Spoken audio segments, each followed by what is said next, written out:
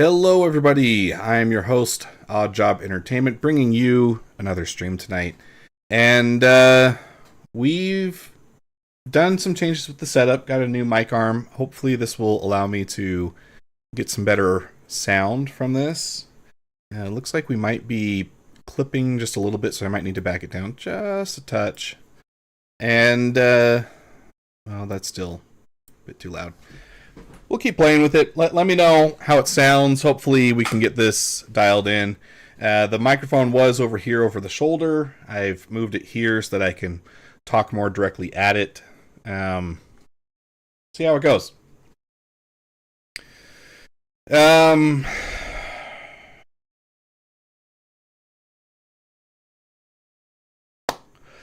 tell you guys, right now this is kind of a tough day.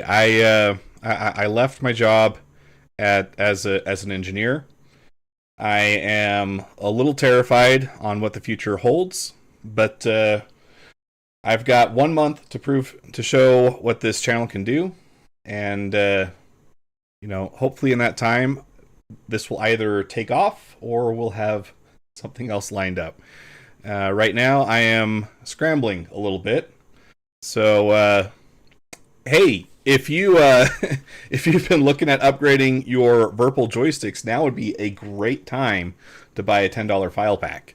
That would help immensely. But I don't want to be doom and gloom all day, so we are going to get right into it. I've got a couple things that I want to cover. First off, 4.7 is on all Waves PTU right now, so regardless of how much you spent on the game or your participation in other PTUs and Evocati, you can play the PTU today. So we will be giving that a shot. But I also want to do another installment of an Engineer Reacts. We did this one other time with another YouTuber's content. And this will probably go up on the channel in a few days or so. But we're going to take a look at this recent video from Colin Furs. Everybody knows this guy. Great YouTuber. Fantastic. 13.3 million subscribers. I don't need to introduce this guy. You guys already know who he is.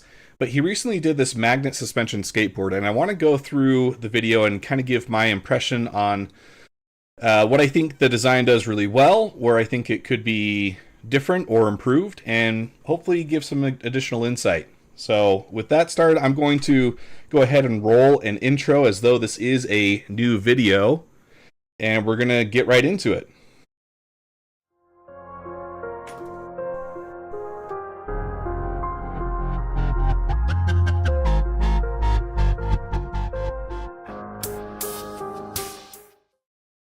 Hello, this is Odd Job Entertainment bringing you another video. Today we're going to be taking a look at this video by Colin Furs, the magnet suspension skateboard. Inspired by 1985, Back to the Future, Marty McFly flying on the infamous pink hoverboard, sorry. Can we do something like that with magnets? I think it's a really cool concept, and we're going to check out the design today and see how Colin pulls it off. The internet loved the magnet. I don't want to take the whole video away from him though, so let's jump forward a little bit. Skip the intro. In the truck's frame, I now need a top board. So we've got a aluminum base plate, laser cut plywood, and then slid in some linear bearings. I then place the magnets into the board, secure with a cover plate, and then fight the magnetic forces against my tools. Then, after adding some pins to the chassis, I slide the board over the pins and watch it bounce on its magnetic repulsion. Now, the whole thing that I'm worried about while I'm watching this the first time is if you get these wrong, they will flip very forcefully and you will lose your fingers very quickly. Colin does finish the video with all 10 at the end, so I'll give you that spoiler here. He's obviously being very careful, but these are some serious heavy-duty magnets. They are not to be trifled with. Don't try this at home, I think is a given. Now, this first design is using a pair of linear bearings on some smooth rod, and it's going to have some issues with binding, and we can take a look at as to why that might be. If we switch to the secondary screen.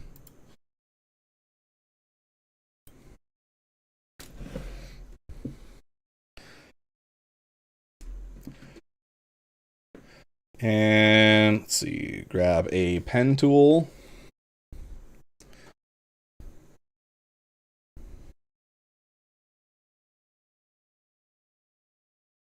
So this represents our two linear rods. And then we'll draw a bearing around them. And inside this bearing, you have a series of tiny balls that run along the surface. Why are we not drawing? Oh, activated in eraser mode.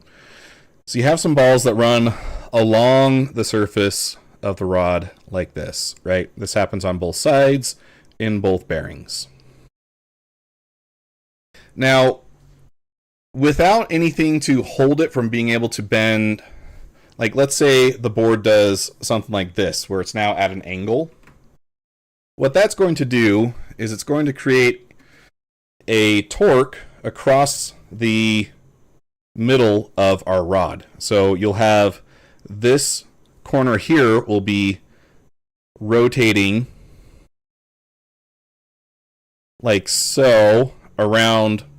We could assume it's probably the midpoint of the bearing, and then you'll have this corner pushing in the opposite direction. What that's going to do is it's going to create a bind where this bearing and this bearing down here experience significantly higher loads than their neighbors. So these bearings only really work very well if they are held parallel. They help to keep things parallel, but they can't do it on their own, especially if they are not a particularly high grade of bearing, and that doesn't look like this is the case here. We're not looking at a polished steel rod, for instance. And essentially what that's going to do is as soon as you get any bit of grit, it's going to get much worse, but these bearings are going to orient themselves in a way where they actually start to bind against the rod, and they create a frictional force that resists the motion. Let's say that the board is supposed to be moving down like this. You have your friction force going up instead. So let's watch how that plays out with this design and see if we were right. Switch back to main screen. Yes, Colin, it is. Hey Draconis, welcome to the stream. How you doing? But luckily enough, I've made them in two parts. So while kneeling on the board, I can unscrew the top part and replace it with a bolt and a washer. Now, that is a very smart thing to do in the sense that it does allow him to get this down lower. But man, if he slipped off that and they had a chance to spring up, I think he'd be in a world of hurt. So again, it goes without saying, don't try this at home. Also, watch this aluminum base plate. It's going to be flexing quite a bit. Stand on it. Right, here we go. Is it going to take my weight? Oh, yes. Only barely. So not very confidence inspiring, but very good for a first prototype. This is already way better than I expected. I mean, to all intents and purposes, that feels like a hoverboard. It's bouncing, but yet I can move. Okay, this works way better. You can also see the wood is bowing in this orientation right now. It is barely holding together. This is definitely skatable. It's got a few weak spots in here because it's going to bend here and here. So I think I'm going to make another one, make it a little bit stronger. But the reason why I think this is very skatable is obviously when you stand on a skateboard, to steer it, you kind of twist the board and it twists the trucks. And because we've got these pins connected, I'm going to jump forward a bit more now. Look at it, it's a double-decker skateboard, Colin. Yeah. So he refines it a little bit. You can see this time we do have a proper skateboard deck. Why is that important? Let's think about that. Why is this bowed shape better suited for skating than a flat shape?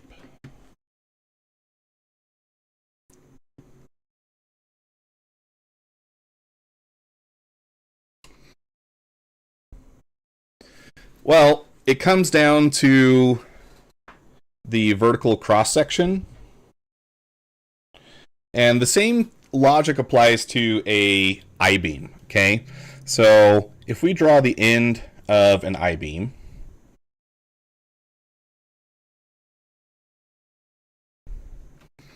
Okay, this is strongest in the directions that try to bend it vertically, right? So if we draw this from the side, and we'll draw some lines to imply that concave shape. If you apply a load here, that's going to create a bending moment.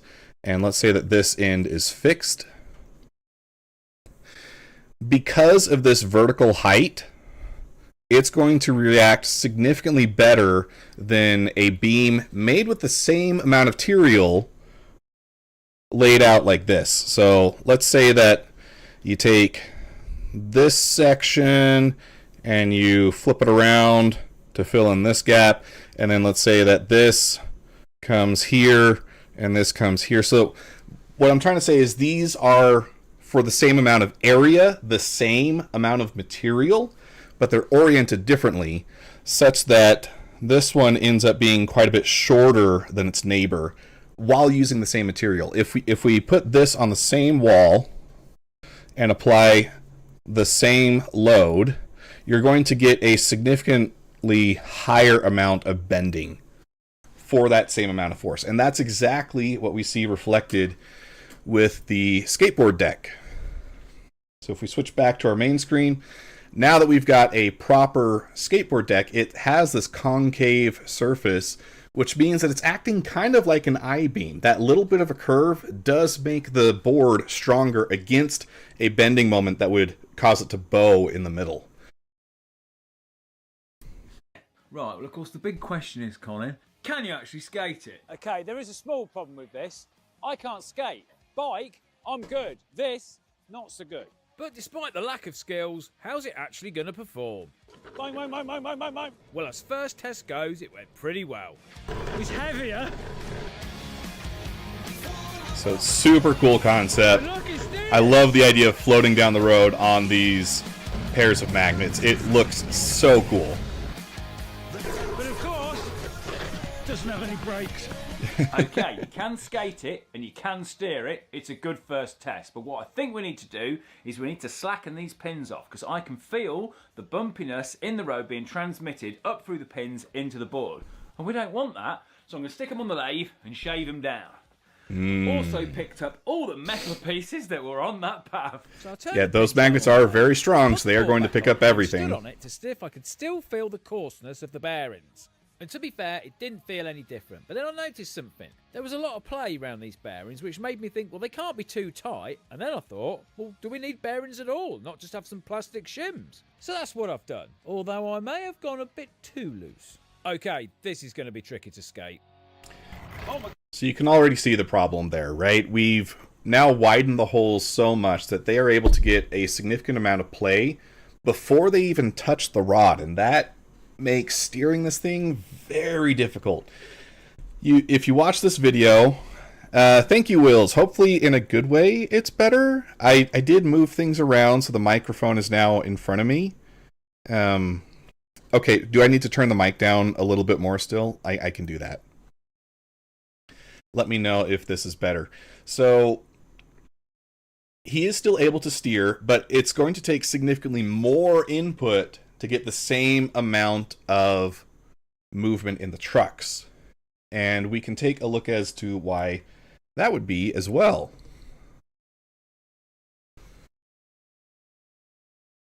So let's create another layer here. Okay, well, I'll keep an eye on chat. Let me know if it improves at all. I did lower the microphone a little bit. It might take a minute for that setting to seem to take place for you. I can lower it down a little more.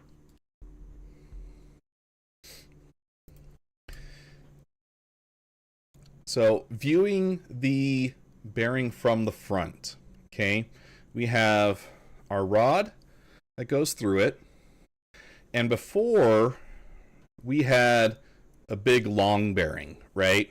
Something kind of like this. Okay, once we created the wider bushing that is also shorter, we introduce these gaps here. And then we've also limited the potential moments that the bearing or bushing can resist. If you try to rotate the same bearing that we had before in around this axis, right, you're going to get a reaction force here at the bottom corner and a reaction force here at the top corner. This was causing our binding before, but it was also keeping the rods more aligned. Once we make this shorter, knowing that a moment is force times distance, and this is the perpendicular distance, right? By making the bearing shorter, we've essentially cut the, well, let's make that Y to be more consistent with textbooks. We've essentially cut this Y distance to about half of what it was before. And that means that the moments that the bearing exerts on the rod are also cut in half, which means that your ability to keep everything lined up is diminished by proportionally. Okay? It's made worse by this play introduced by widening the holes, because that means that you can get the rod and the new bushing aligned like this, where there's now this new angle that's introduced that wasn't there before, and now causes it to have a significant higher amount of movement before you actually interact with the rod to start turning the board.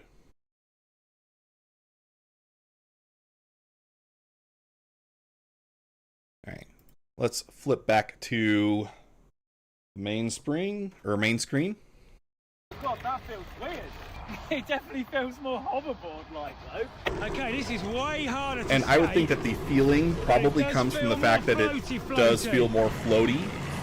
This has given me an idea. But that floatiness is this is now a really loss of difficult control. to skate because we've got all this extra freedom round here. The old steering's not translating through, and I can't steer it so well. But that extra freedom has made it feel more like a hoverboard. I do feel more like I'm floating on magnets. And I was thinking about this. One of the things that I loved about the magnet bike is the fact that you could not feel any mechanical interference. You could just feel the mysterious force of magnetism as you were bouncing on it. So, this is my plan. You're never going to ollie or jump or do any tricks on this because A, it's too high, and B, sounds like a it's skill issue, blooming Colin. heavy. So I was thinking, why don't we start with a longboard? Yes, this is probably the perfect starting point. It's nice and long. You can just cruise around on it. So as long as we can keep the steering, we're on to... So with the longboard, we actually see the same effect we were just talking about, right? Skateboard, you have a very short deck. So when you rotate it and the trucks rotate, your forces are acting on a much smaller radius between those two sets of wheels. Once you introduce the longboard, anyone who's ridden both of these can tell you the longboard is going to feel a little more floaty, a little more, I don't know the right terms for it, but it's going to feel more like you're just kind of riding a wave, right? Well, that's exactly because it is a longer board. The forces are spread out and acting on a much larger radius circle, so they're less responsive, but that lack in responsiveness results in that floaty feeling that longboards are known for. A good thing. So what I'm thinking is we'll have another board above this, but we'll hinge it from the back here so it can bounce on itself, but if you twist the board, hopefully it will transmit through that hinge and still do the steering, but still remain Wills, is the floaty. microphone still maxing out? So we need to make the mother of all hinges, because as we know, the thing that was detrimental in the bike was the frame flex, because the top board is going to want to go from side to side. We might just be heading down another avenue of problems, but I like the sound of it. So I whipped out all my measuring devices, and then I took the trucks off, which rather strangely went through the board on this one. But anyway, so I machined some bearing cups out, plasma cut some plates out, pressed it all together, and then attacked the board with a hole saw. Gave it a dust down to keep things tidy, and then I removed the hole cutting template and replaced it with my proper stainless steel template, which is peppered with holes which need drilling. I then put my bearings over my shaft, giggity, put the carriers on the plate, welded it all together and mounted it on the board. Now, with it all fixed on and a plate fitted to the other side of the board for the other magnet, it's time I turn my attention to the top board. Now, I'm very glad to see that in this version he does go with metal holding fixtures, right? In the first one we had the 3D printed ring that was acting as a holder for the magnet. I'm very surprised that that held up at all, just because of how strong these magnets can be. That's flirting with some disaster. So much more confident in the metal ones. So, rather drilling holes through another longboard, I thought we'd do initial test with a bit of 12mm ply. It might prove to be a bit flimsy, but it's better than wrecking a board. So, with all the top plates mounted up, welded up, and fixed, Lasers are very it's time to unforgiving. screw If you the don't board have them to it, lined up, add the magnets, you're going to and screw it see up. if it works.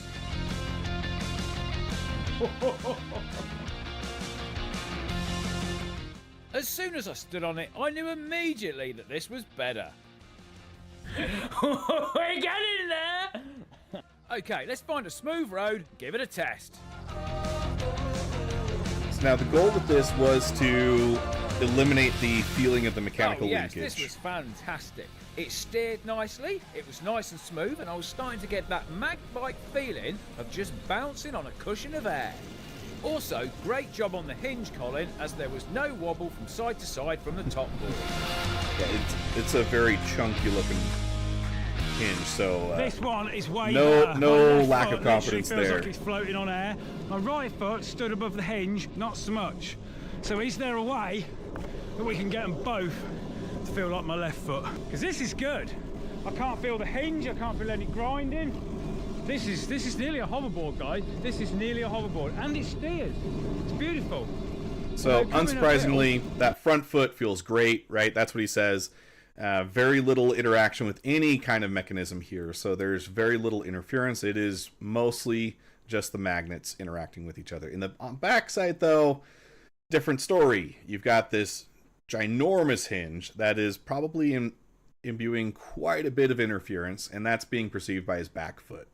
So let's skip forward a little bit more. He's going to try a tensegrity, but there's some critiques that I have about the way that he approaches it that I think could be fixed with a different iteration and possibly be the best design if he wants to revisit this.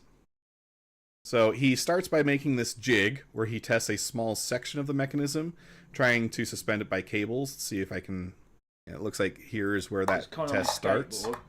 It's kind of weird though, because is the moving around actually going to feel quite hoverboard-like? Let's go full 45 now. There's no point doing the incrementals. Come on, Con, we've not got all day. Go straight for 45. Right, we have got them. Dagonel. What's going to happen, internet? Is Colin going to be happy, or am I going to look at it and be like, oh, it's definitely more stable. Oh, so you get a bit of a wonk on. Is that good? I don't know. If No, that it's can not. translate into the steering, we ain't going to know this until we make it. So, of course, internet, what are we going to do? We're going to make a board that's held together with wires. Yeah. Hey chat, let me know if audio sounds good. I did change some things. Let me know if it still sounds like I'm peaking. Let's break down though why this current mechanism doesn't work.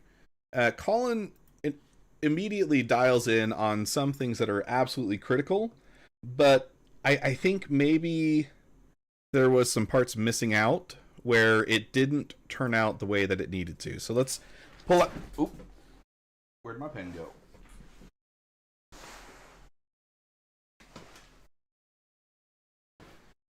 Pen took a ride.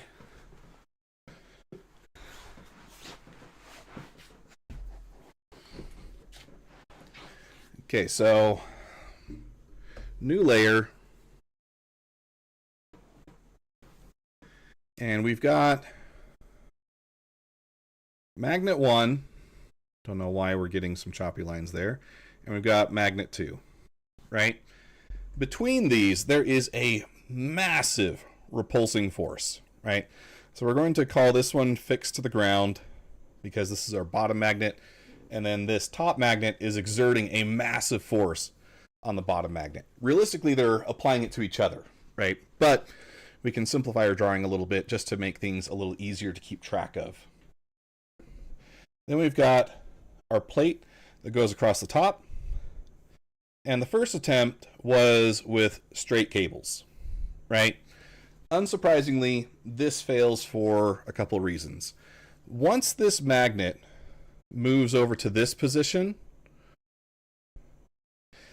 the force is now being directed at an angle. And so it's still going to push itself back to an equilibrium point, but it's not going to have the same repulsive force it was having before. Because we're now splitting it across an angle, the Y force is diminished, and we now have this X force that wants to push it off to the side. And you can kind of see that in the behavior, right? It kind of has this other equilibrium point where if he keeps applying force, it stays off to the side. When he releases the force, it kind of snaps back. In an extreme scenario, though, if the magnet is able to get around here, then it's going to try to grab onto the force, the magnetic field that's on the opposite side over here, and then it's going to really get stuck down. And we do see that in a future iteration of Colin's board. So he does try to fix this by adding some angles to his cables, right? So let's draw some more magnets.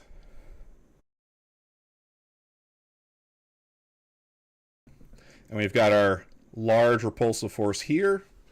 And then we've got, I guess let's start at the corner so we can get it all to fit. Got a cable there and a cable there. Now what these do is they are applying a tensile force or a tension force in opposition to the magnet, right? So the magnet is trying to split these things apart. The cables are trying to pull things together. Critically, with cables, they cannot push, they can only pull, right? If you try to push the two ends of a cable together, they're just going to fold, right? So you have to keep them in tension. That's how your cable suspensions have to work. The problem with this is if he applies a force unevenly, so that there's one over on the plate over here, this cable here will remain in tension, but now this one enters compression, which means that you're trying to push the two ends together, which is why the board is still able to tilt. And if we watch this finalized version of the cable, let's see, skip forward a little bit more. Bit more strain, but obviously since then I've had a crisscross idea. Right, let's take these off. Right, bicycle brake cables, are they going to be strong enough? It's gone all wobbly. Get your hands out of the way, Colin. Just yeah, not good. No, this could prove very bad. So I did manage to push the magnets apart. Very lucky with that. The mistake was having the cables in line rather than diagonal and inward facing. It's all good. And 3, 2, 1. Okay, so now look at how he's changed the cables here. There's a little bit more of a, let's see, if this is side to side, this is front to back, right? So there's a little bit more of a front to back spacing for where these cables connect. But there's nothing over here, right? And there's nothing over here. And really, the forces that we're talking about that are causing this to collapse are happening right here. So you need something on the opposite side to counteract those. When these cables come under compression, these ones would then be in tension. But since there's not cables there, we still have some issues with this design. Like that. A few moments later. So, I have mimicked how we had the cables on the test rig. Because I was looking at it thinking, like, why did that not work? Why did it fail so badly? And the only thing I could think of is because we had the cables inside the magnets, not around the magnets. So, is this going to work? Well, that's a good sign. Oh, I think this is the one. This is the one, guys. 3, 2, 1, and... Can I stand on it?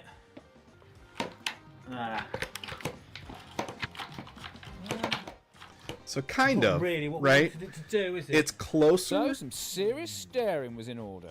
Okay, we have 3 wonderful magnet boards. Ironically, the one with my name on it didn't work at all, but this, the first one, what a great way to start this project. It actually worked. It floated along lovely, but these 2 pins, we don't like the look of them, do we?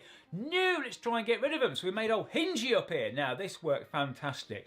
50% of it felt like an actual fully working. Okay, so I want to show you guys the final version, and then we're going to come back to this tensegrity idea and think about how we can make that better. The one that does work is this guy. Did it work?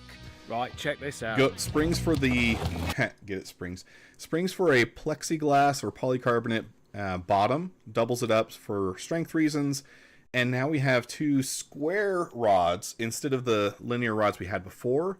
And he's come up with a pretty clever arrangement for the bearings that allow these things to act more freely with minimal constraint, while still being able to provide the twisting forces that he needs to be able to steer.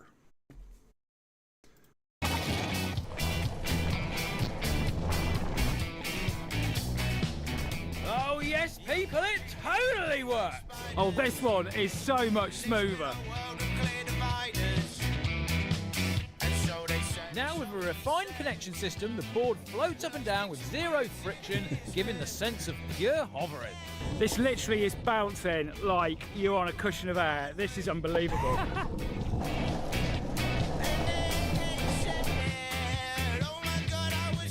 And as well as the smooth feeling, it steers, it works. You can use it like a normal skateboard. All right, so really good final result.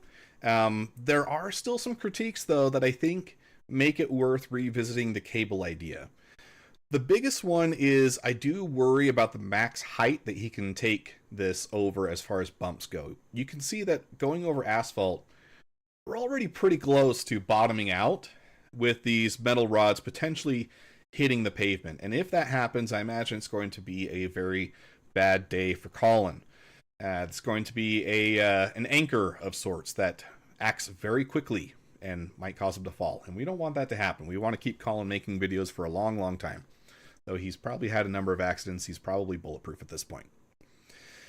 Other than that, though, I do think that this design is very successful. So one way to solve that would be to have the rods actually mounted to the board and then going up through the top board. That would make it so that you have to be a little more careful with your foot placement, but it would completely get rid of the issue where the boards can, where the rods can poke the asphalt, right? So anchors eliminated. You have to be a little careful with your footing, but I think that that would be much safer overall.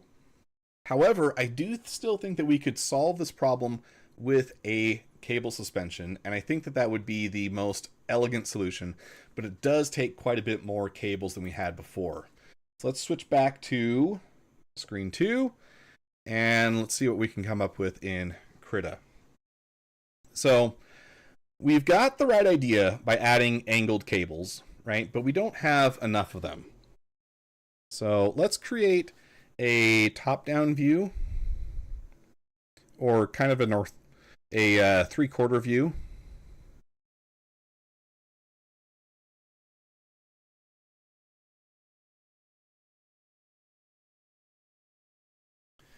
We need to have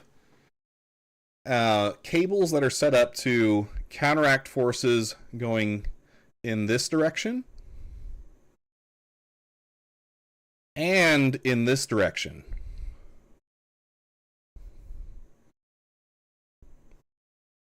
Not the best arrow in the world. Additionally, we do need to think about our rotation axes, right? We want to allow free movement in the up and down direction. So to clarify, this is Z, this is Y, and this is X, right? We want this, we don't want this or this. We also want to get rid of most of the rotation, right? Rotation along, or rotation around Y. We want to minimize that. So let's see, let's do it that way. instead of drawing an X next to it, let's just cross it out. And then rotation along Z, we want to get rid of as well.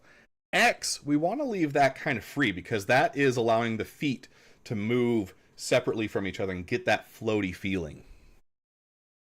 So what does a cable suspension look like that achieves that?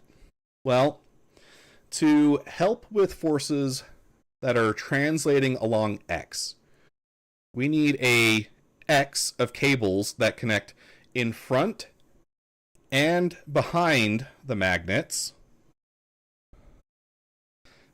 along the X-axis, right? So we could draw a dotted line to kind of show that these are in line with each other.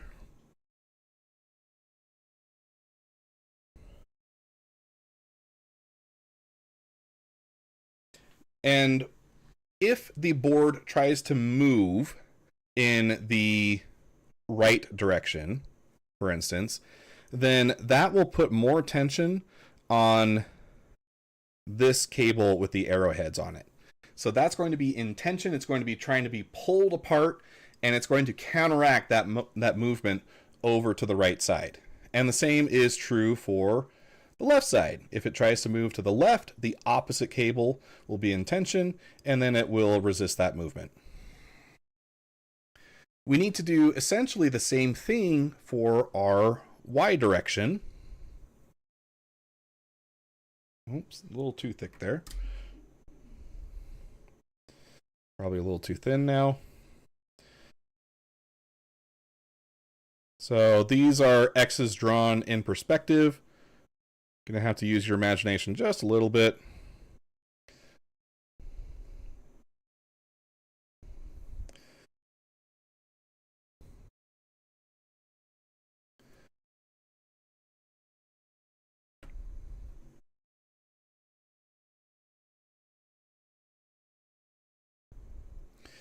Okay, now this is going to limit movement along the Y axis, right? If it starts to move forward, that'll put this cable in tension and it will resist that movement. Now, this is similar to what Colin had before, but it still doesn't do anything for rotation, and that's what he was running into.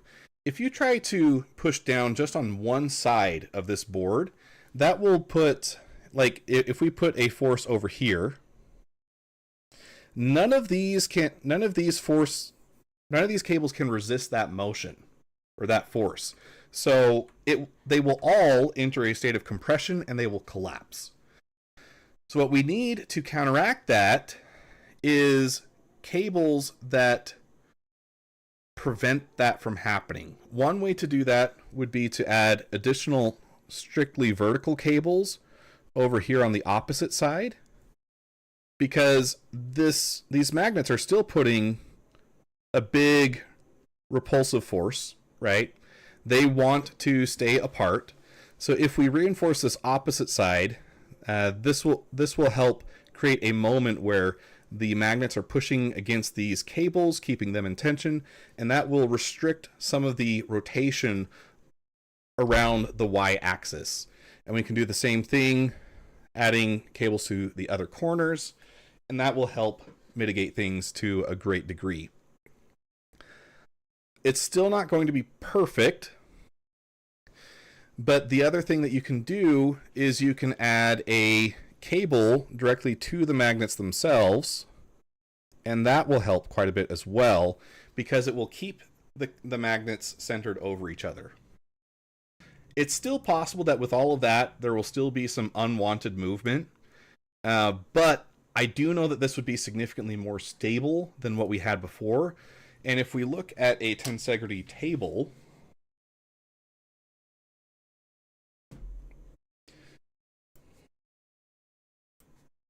give me just a second, guys.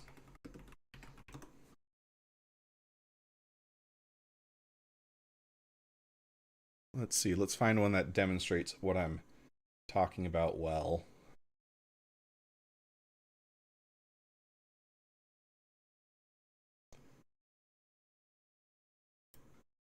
Let's see, so take a look at this one. You can see these vertical cables, pretty important. This will still twist though. If you grab that top section and just rotate it, it's going to rotate in a way that you don't want to. So these are not super stable with just this. Let's see if we can't find one that is more so. So I'd be a lot more confident in this kind. Now this is more of an art piece, so a lot of the directions are obfuscated to make it look artsy. But the concepts are still there that we were just talking about. You want to have those angled cables to pull one side to its opposite corner, and you need to have those crossing cables in order to get that stability. This looks to have no straight cables, which would probably help it feel perhaps a little more stable. But if we added those to this, we'd be doing a lot better. And that would help us get rid of any mechanical interference from the bearings. These are much better than what he started off with. But I think if we were really nitpicky, he would probably admit that there's still something going on.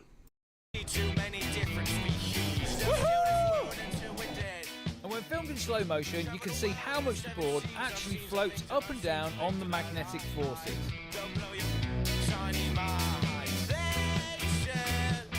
I have totally nailed this one! My other question is, does this actually work as suspension on like some rougher ground? So, up at the barn, the concrete has these grooves cut into it. I attached a glass of water to a normal longboard and skated it and filmed how much it sloshed about. I then repeated it on the magnet board, and you can see there's a considerable difference. And on Much the better. slow-mo, you can see the board vibrating and bobbling around, but the top board remaining relatively steady. But what about really bumpy ground? Well, the town I live in has very old cobbled streets. How's it going to cope with this? Well, you can clearly see the bottom board is having a rougher time than the top board. I then tried going off the curb, but I think we've found the limit of my skating ability now. Ooh, look how close those get to hitting the ground. Let's back up just a little bit. That looks like maybe an inch of clearance. Skirting with death there, Colin. Please be careful. The board is definitely best on a nice smooth surface. But that aside, it's just blooming good fun.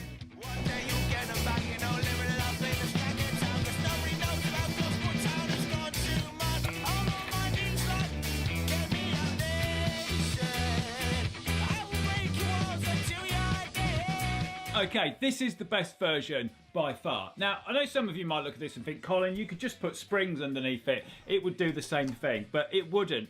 Bouncing on like magnetism is so much different. It's like frictionless.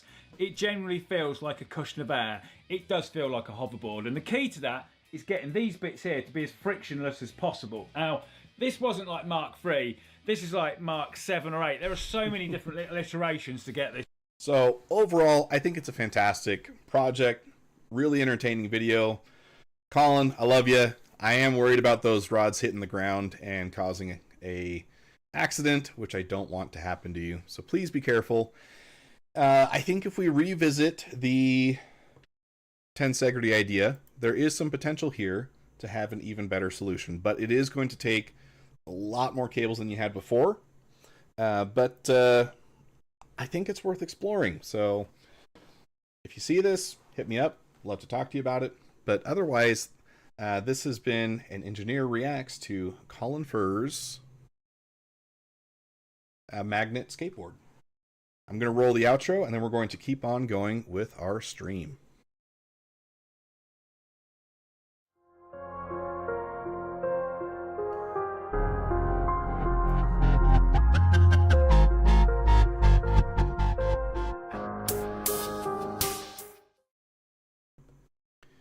All right, so the other big thing of tonight is I made a alteration to the Virpil joystick trigger. Where did that get off to? And let me go to cam view. Here is the trigger we're going to be trying to install today. I'm calling this the sidecar. You'll never guess why. instead of extending the trigger out the bottom, this one adds an additional surface off to the side that you can still reach with your index finger. And I'm hopeful that this will give us a solution that better avoids hitting the flip trigger as it comes down. So let's get this swapped over and see if that intuition was right. I'm getting pretty good at disassembling this joystick now.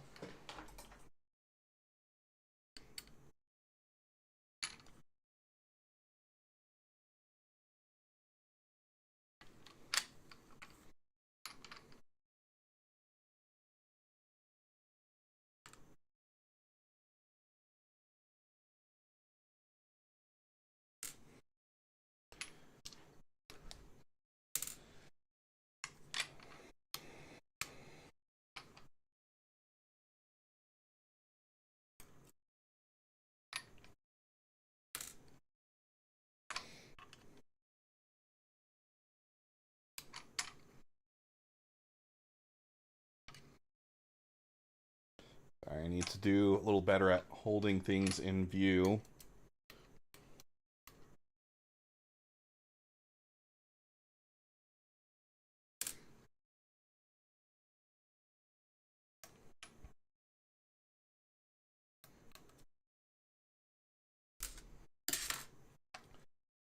All right, then we need our LTT screwdriver. Not sponsored, would like to be.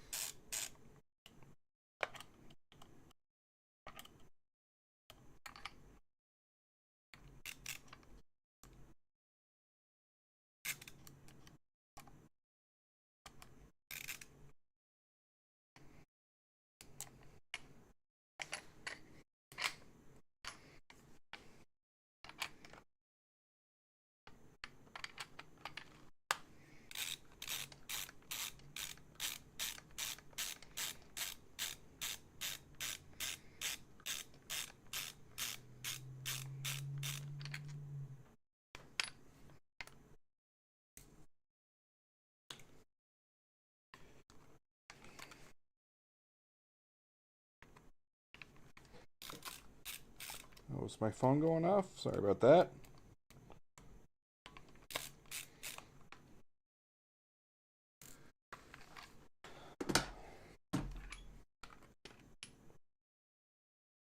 Disconnect those.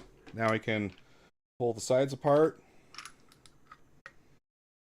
And we've got access to our internals. We need to keep our axle. And I'm not going to worry about lubing it just yet. I want to get this dry fit first, because there's one major fit component that I'm concerned about.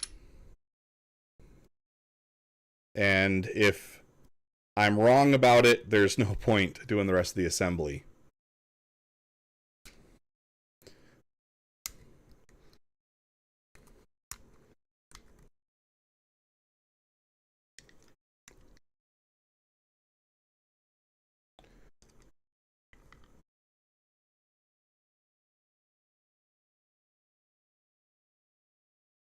Yeah, it's so close, but it's not quite there.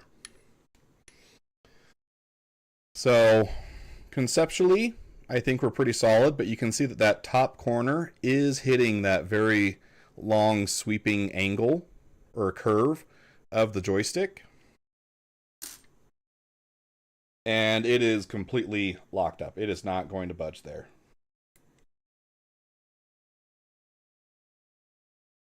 Without the grease, it is also feels terrible. And I probably need to re-drill that hole again.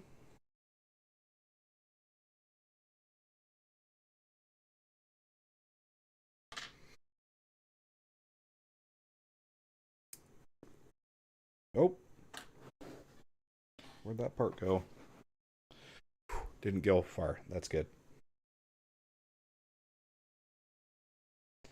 So let's reinstall the working trigger for now.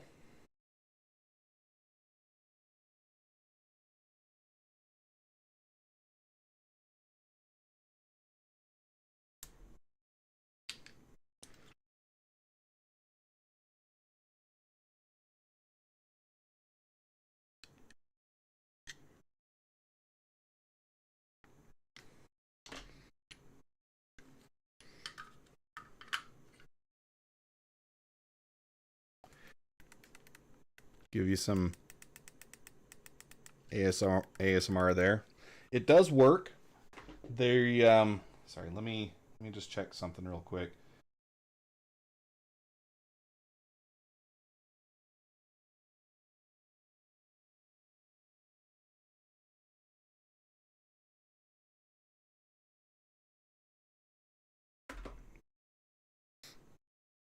It does work, but the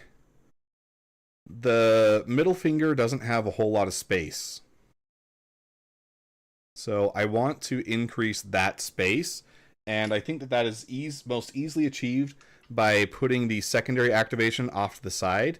So you'd still be able to reach the first trigger as normal, but then you'd be able to just reach a little further and press the secondary trigger. That is the goal. So let's get this reassembled, because we won't be able to use the newest iteration tonight, but we'll do some design work to get it working. Probably towards the end of stream, though. I do want to get into and playing 4.7.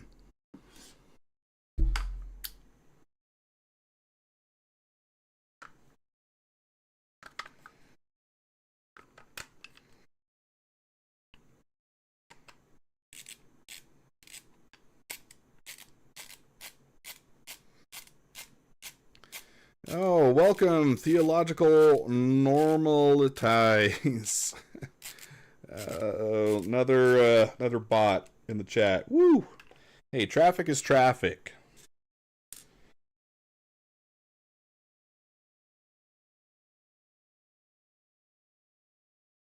Ironically, though, YouTube chat seems to stay quite a bit cleaner. That is coming in on the Twitch side. If you don't know, I am multi-streaming on Twitch, YouTube, and Rumble right now. YouTube pays me more, so I would prefer you stay on YouTube. But I leave that up to you. Whatever you feel will give you the best experience as a viewer.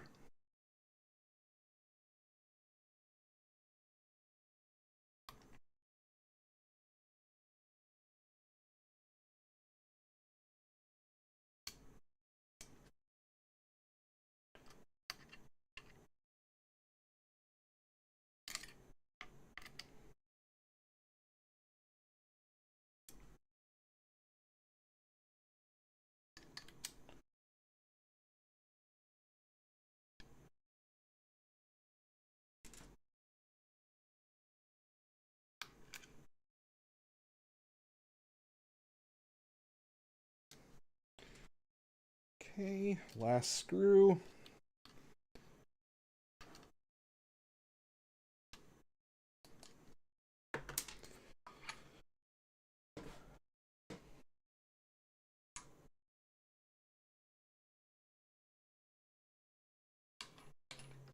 And there we go. Good as new. Plugged back onto the base. Welcome, Mr. Arrow Capital Fellow. How are you doing, sir?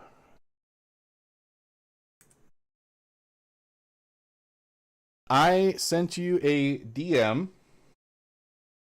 I don't want you to talk about it here on stream chat, but do take a look at that when you get a chance.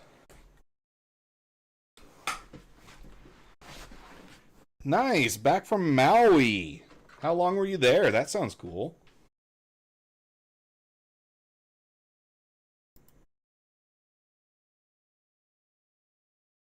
$2 weeks.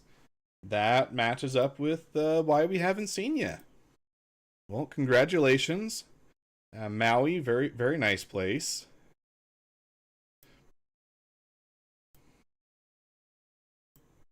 Let's see, let's take a quick look at refining this so that we can get that printing. I know this is the part that Mr. Aero Capital Fellow likes to tune in for, so if he's here, let's reward him for his efforts. And I'm going to be very brash with this, and I'm just going to do a carve out on this face.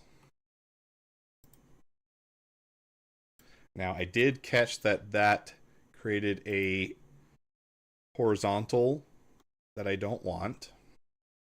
Let's get rid of that.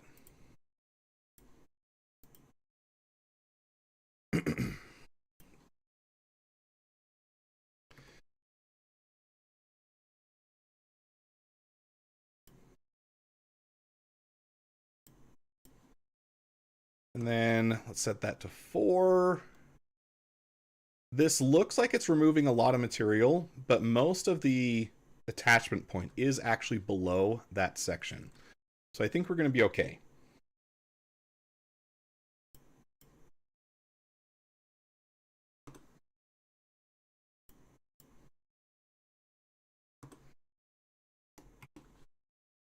Just going to do a simple remove, merge it to that secondary piece. And I will have to come through and make this look better. But for now, I think this is okay.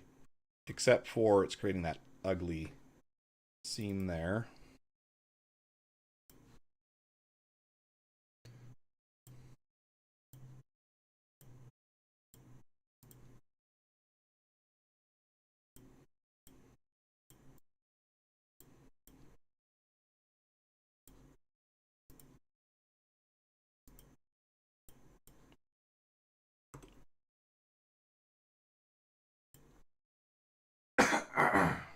Sorry, throat's a little dry tonight.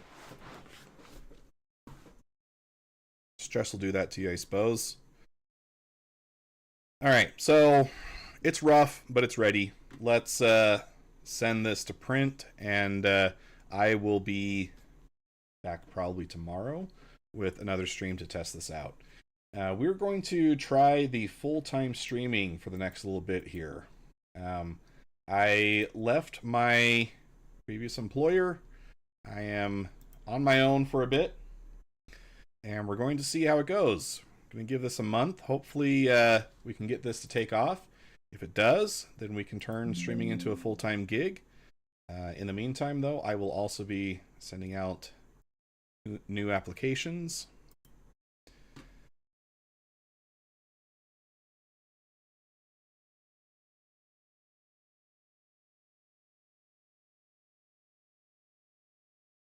So here we are in Orca Slicer.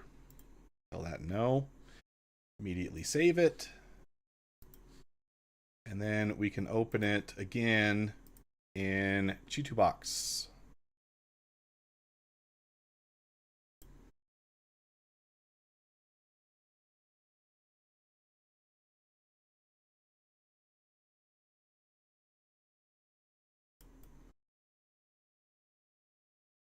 All right.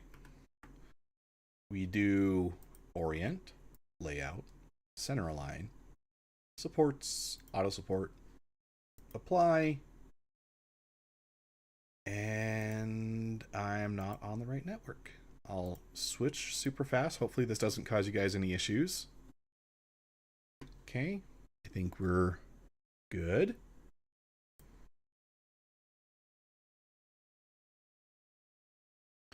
Slice.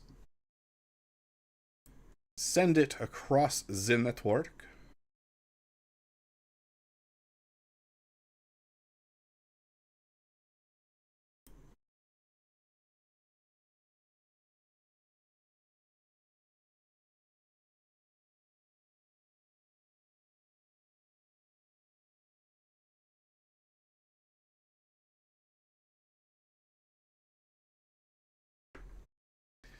Tell it to print.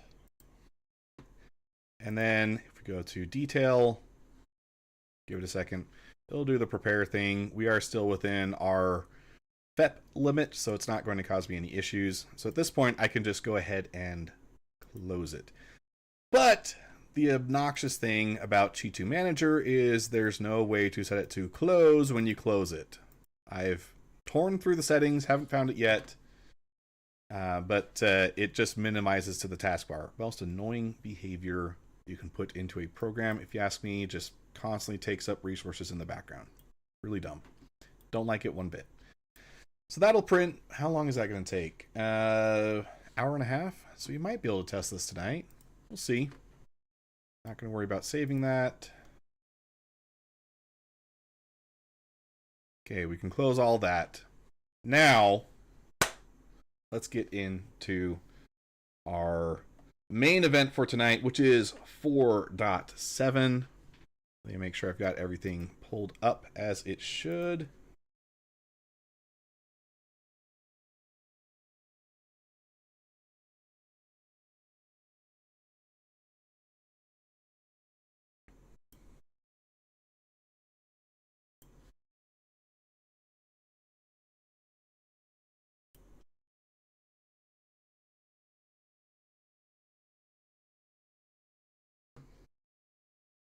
Okay, go back to main screen. And while we are waiting for this to load, let's go ahead and give a shout out to our channel members. There we go. There's the button. Orbital Bombardiers and Up get a mention in each and every stream and video that we do. Thank you very much for your support. Draconis, The Prime, and Atlas Gaming. And Exodorex, I think is how you say that one. I still need to go back and make it go a little slower. I want to give you guys a bit more recognition there. But thank you very much for your contributions. It makes content like this possible. If you are looking for a easier way to support, go ahead and hit that like and subscribe button. Let me know what you think about the content down below. If you hate it, let me know. Engagement is engagement. And while I strive to make good stuff, I can't please everybody, but I will like to try. So let me know if you hate it, and we can try to make it better. Now, I should be able to pull in my Moonman 7. Welcome! Became a member, level Orbital Bombardiers. Did you just do that, or Moonman 7? That is fantastic. Let me check that out here.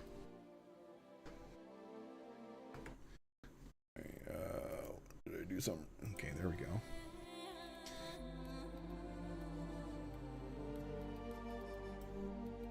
So I think I just need to set everything to the VJoy device. This is always the frustrating part with the... Let's try that. And let's load into Free Flight Arena Commander first.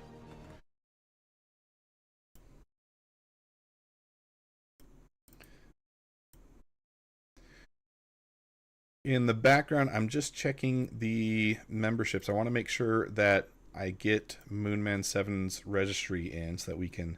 Hey, look at that! You did just do it right now. Thank you very much, Moonman 7.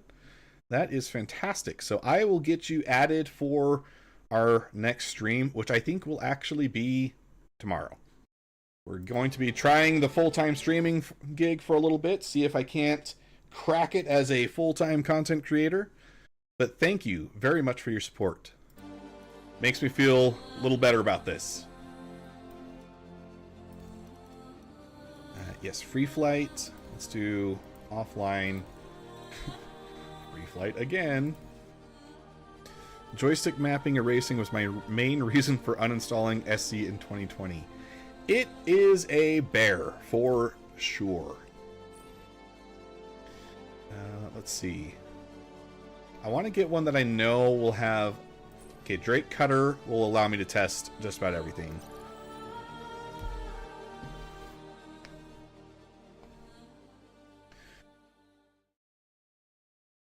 I use a few bits of software.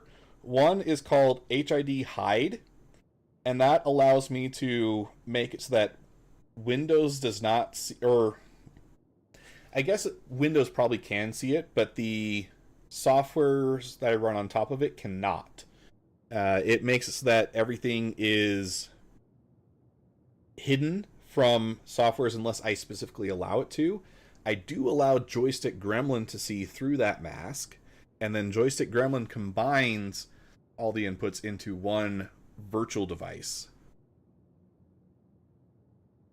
which does simplify things a lot, but it's not perfect, as you saw.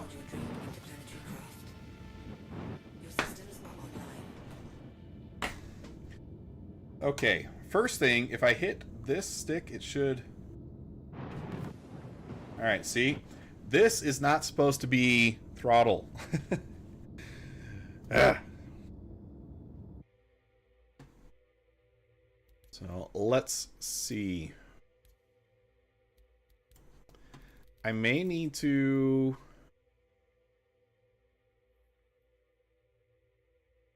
Let's see, this is actually the newer one, so I should be using this one.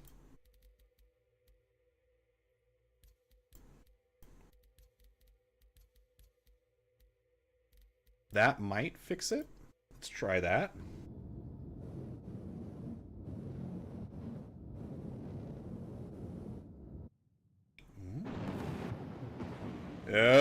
Oh, we might be done. Hey, look at that. All right, aside from some inversion settings, I think we're good. So, this is the next part that is a pain in the buttuckus with this game, is the inversion settings. Okay, you see inversion settings here under controls, but notice that we are on mouse. I know you guys can only just barely see that bit behind my logo. We're not on a gamepad. We might be on HOTAS 1. We could be on HOTAS 2. We could be on HOTAS 3. We could be... Well, we're not on HOTAS 4 because that doesn't populate all the way. So we know that it's less than 3. Let's go into the inversion settings. And let's see. We know that pitch is bad and roll is bad. Honestly, guys, I have no idea how to actually tell which one is causing the issue. So what I do is I just change all of them on every stick. So we're going to change pitch and roll on all 3 of these.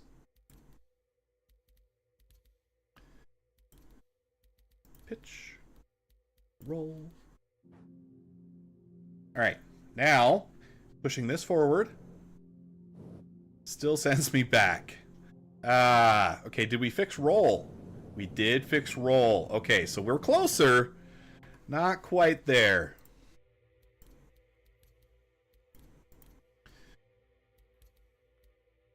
This is the next problem, is even though you might change it, it might not actually correspond with what you think it does. So we'll go and set all of these to no for pitch.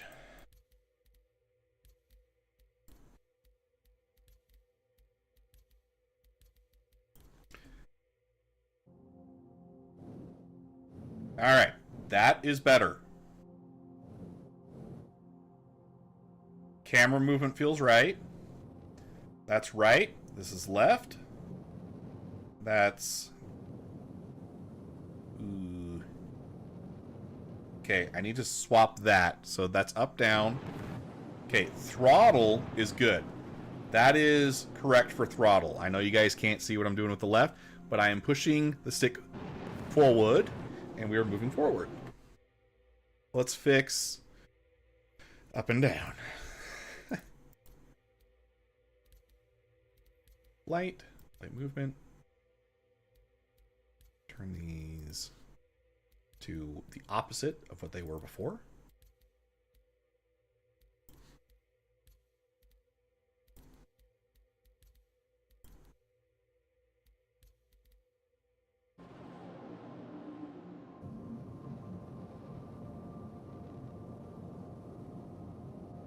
Okay.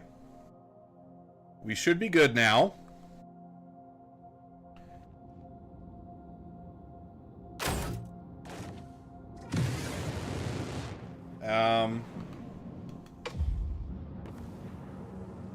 I swear this ship has land.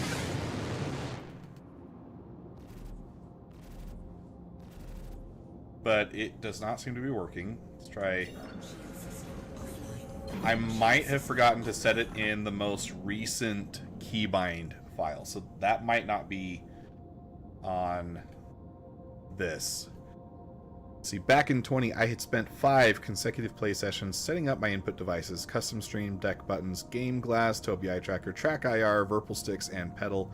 Got 1 day of use out of it before a patch drop that erased all my mapping and changed a ton of buttons to different buttons.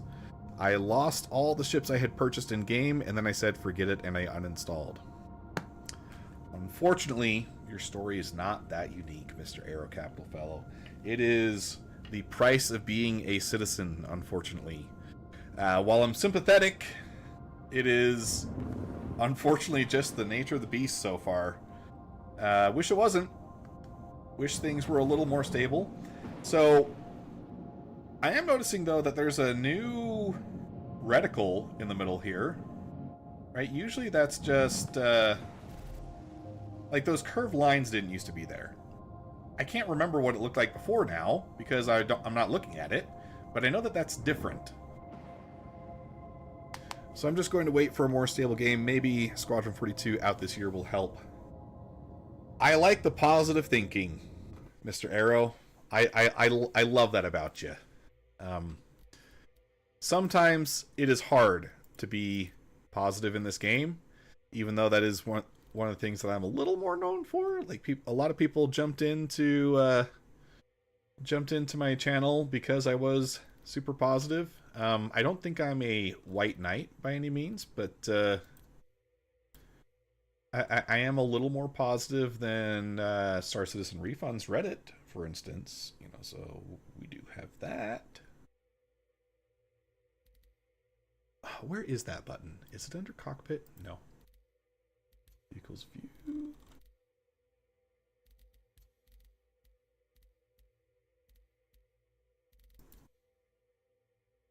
If a target isn't in range for your radar power settings, then you get the half circles. Ew. Interesting. At least you can still have fun. Yeah. That's the thing. Like, I'll be grumpy about some things. Like, I think we might... Oh, okay, it did come back. I thought we were going to crash. I'll get a little grumpy, but I'll still play the game. You know, we'll still have some fun. Do let me know, though, if there is a game you guys would like to see me play on stream. We're going to be doing a lot more gaming in the next month or so, so hopefully we can make that entertaining for you guys. If there is a game that you have wanted to see me try out, go ahead and drop it in the comments, and we will take a look at it.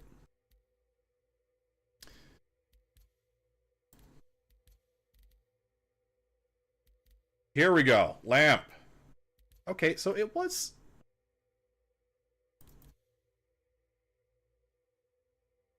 Does the... I swear the cutter has it, though. So I'm hitting the button. That didn't change. I guess I just grabbed the wrong ship. I think we're good on the keybinds, though, so we can exit to menu.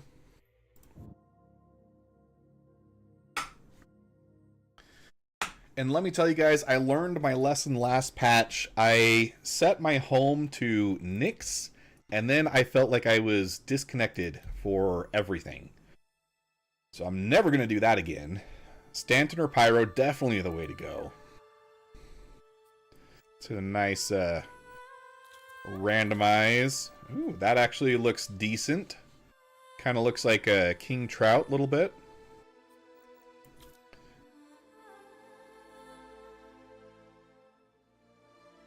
I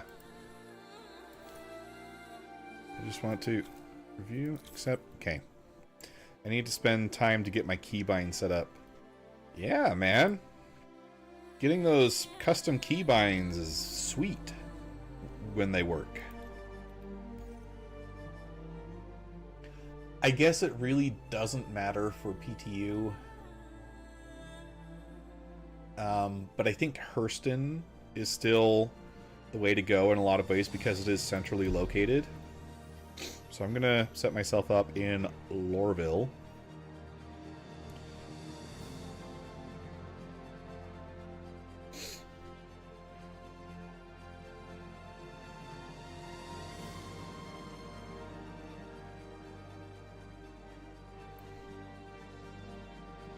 And I know I was just sandbagging Nyx a second ago, but that is actually the focus of this patch, isn't it? So that probably would have been smart to just go there. What am I looking for? Dev tracker.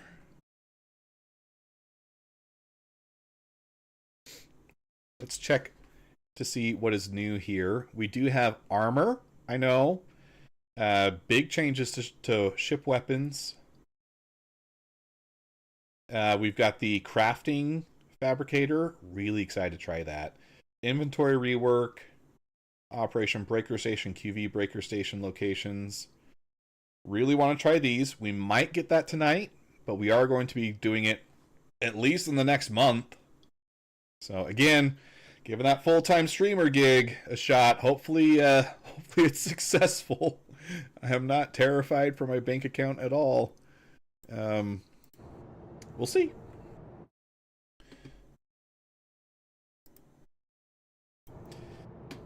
But crafting and blueprints, those are probably the things that I'm most excited for. And apparently, the way that you get those is by doing certain missions. Maybe it's just because I've been wearing Palatino armor for so long, but I feel very spry. Look at this. He's a runner, he's a track star. Look at that. Lightning McQueen, I am speed. I guess when you've got a LMG on your backpack, or on your back, it's weighs you down a bit. Who'd have thought? I need to crank down the mouse sensitivity just a tad. That feels better. Try that. Oh, and look, there's that new inventory. So we should have some nice armor options. Okay, so here's clothing. It definitely feels a lot snappier. You can still see some pop in as things have to take a minute to load. Now, according to the last SCL, the big reason why they don't do like a 2D animated image is because they have so many items that are changing all the time.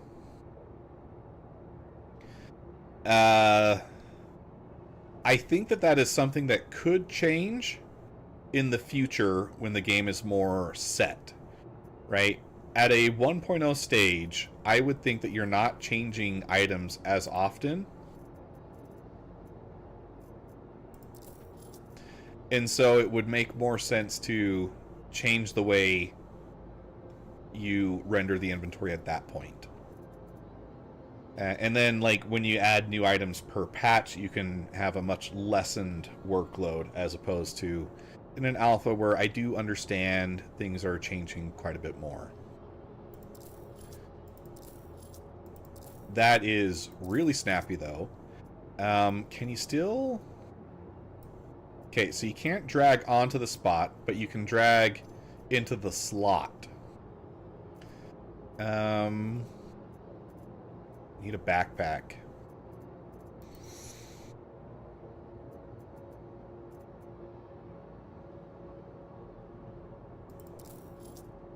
There we go. We'll do the fancy backpack. Right click and drag still works. You can pan around that way. Alright, let's get kitted out with... Oh, okay, these are toggles. Look, okay, so if you click once, it whitelists it. Click it again, it blacklists it. So now it's not included in the search.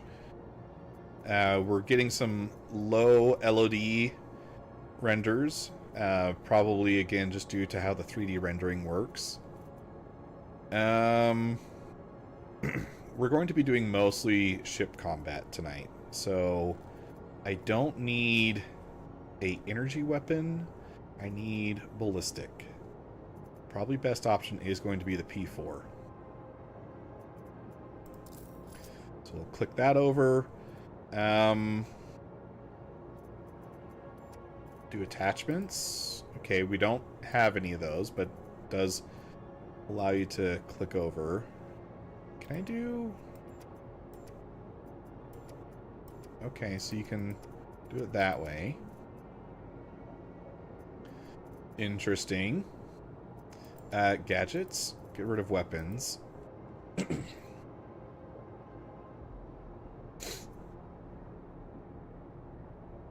Okay, that needs to change. These are all being viewed from the top, and that is not ideal for knowing what the heck these are. If you hover over them, it does tell you that it's a multi-tool, but I thought these were components at first. So we might want to take a look at that, CIG. Pull over a pen. And I guess we don't have a med pen earned in our hangar as of yet. Got a bunch of paints. This is the world's worst paint system.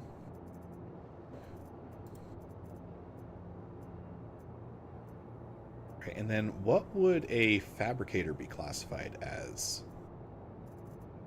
We might need to pull that up in the freight elevator though, right? Okay, so it does feel snappier when you are pulling up the inventory. Welcome. What ships does this account have? Okay, we've got a Titan, but we should have a rental location here, right?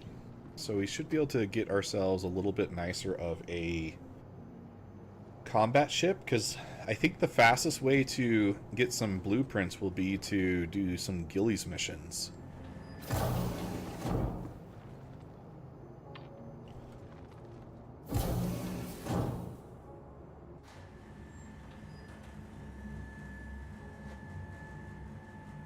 I've been playing PTU for a bit too long and just expect it now. Yeah, I'm coming into this fresh. I haven't tried any of the ePTU. So the snappiness of the inventory is greatly appreciated.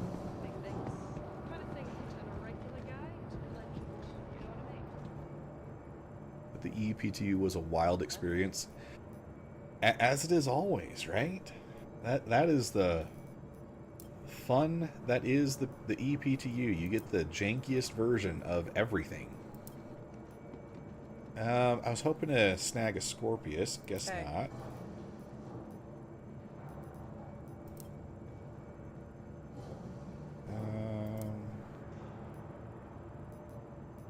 Buccaneer's okay. Oh, wait, hold the phone. It's the PTU. I've got buckets of cash, and Tisa Spaceport is right here. New deal, I mean. We can just buy stuff, guys. We don't have to save our pennies. These pennies don't matter. So with that in mind, what are we feeling today?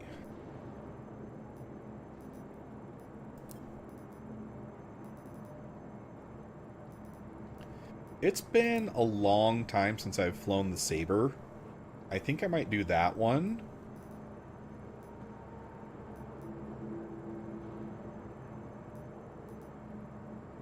It's got size 3s.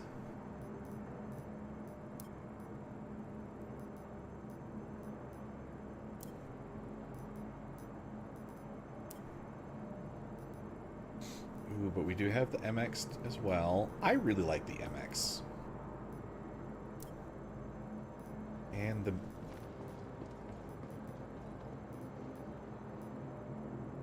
Okay. Changed my mind. We're going to get Scorpius.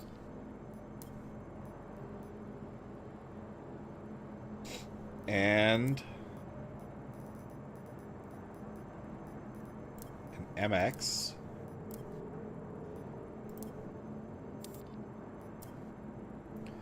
that leaves us with 2.4.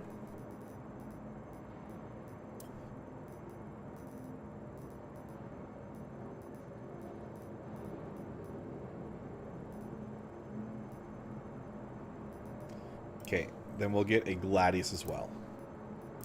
That's going to give us a pretty wide range of ship sizes. So we can just try things out, see how it feels. Now I know that... Oh shoot, I was going to do the Meteor, actually, as one of them. Oh well, this will be a good balance. Some good variety here, try things out, see how it feels.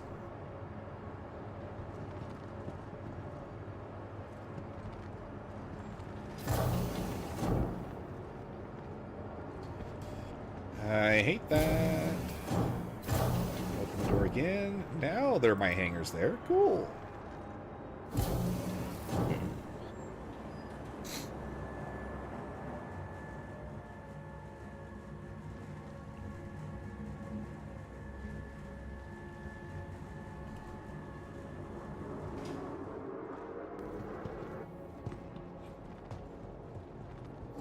Welcome to the ASOP vehicle retrieval. All right, let's pull out the Gladius to start. Your vehicle has been delivered to the following locations. This is the death of the light fighter beta, right? That's what all the headlines have been saying. Not true, by the way. But the Gladius is still a very competent fighter. The big thing that's been added with combat is something called armor gating. And you can think of it as basically a skill check. I haven't tried this myself yet, but everything that I've read from sources that know better, basically your damage needs to beat the threshold in order to deal full damage. So let's say the armor threshold of my opponent is 50 and my DPS for a weapon is 49, or my alpha damage is 49, so the damage per shot. If the armor value is 50, I don't do any damage to that ship's armor. If I do 51 alpha DPS, then I do 51 damage. Right? So it's a skill check, not a damage reduction. And that is the important delineation there. It doesn't reduce the damage you do, it raises the floor, and if you can't get above the floor, you don't do any damage.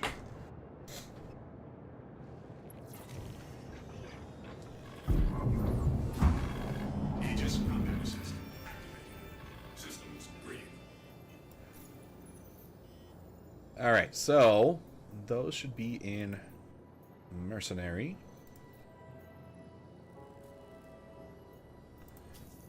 Take one of these. Hey, rookie. Thanks for signing up for my combat pilot training course. Just to introduce myself, I'm Lucas Baramsko, but my students call me Gil. I've served You are cleared for six liftoff. squadrons in the Navy and have over 10 years experience teaching pilots how to fly and fight. For this first lesson, we're going to start off slow. You are And cleared that for includes liftoff. how you handle yourself in some one-on-one dogfights. Everyone you're facing off against are former students of mine flying special training rigs. You can treat them like normal hostiles, so don't worry and do your best. They can handle it. All right, get ready, and I'll see you out there. Okay, for whatever reason, the door is not opening. Oh. Are we good? Are we good? Okay, it says we were in the queue. Okay, that did. Do I trust it? Let's creep forward. Whew. Alright, we're good. Good luck on your travels. As you leave our atmosphere, it's important to remember that Hurston dynamics isn't simply known for its... What was that you were saying about Hurston Dynamics?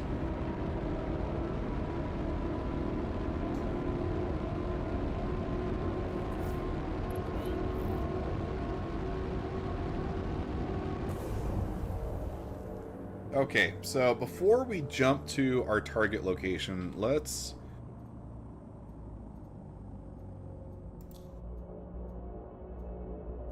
make some changes over here. Shields offline. Shields online. How much can we cut from coolers?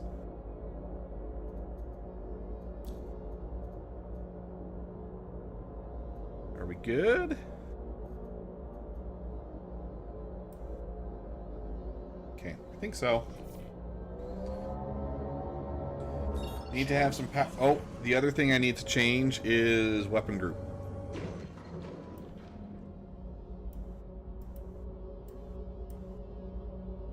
So let's set the Mantis to group 2.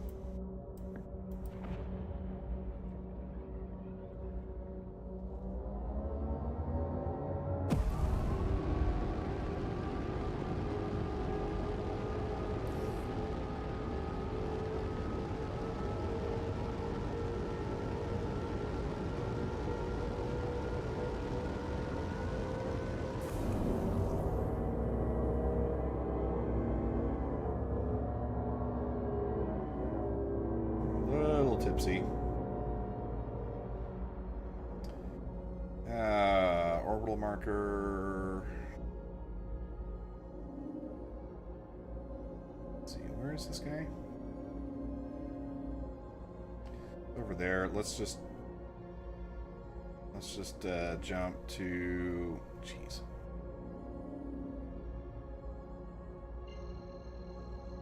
I've been having all kinds of weird issues with quantum travel as of late. So I'll just jump over here. Quantum travel complete. Now I should have a easy view of the target.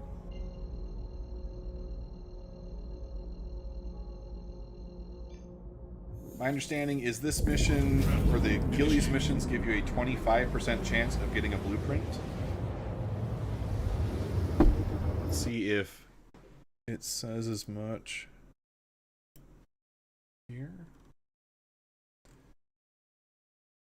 No, it doesn't. I'm going to trust that memory.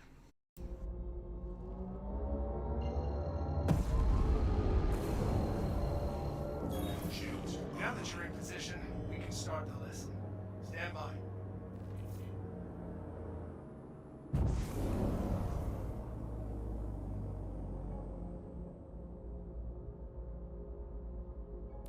Got hostiles heading to your position. Prepare to engage. Contact.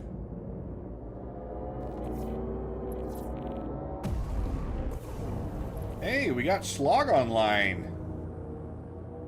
That's a rare treat.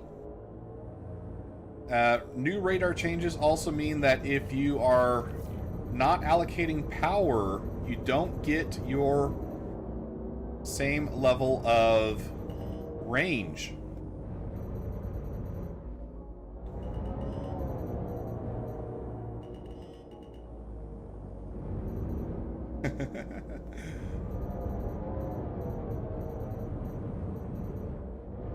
The nice part about these missions is they are pretty chill. Okay, we are doing damage. He's now red, right?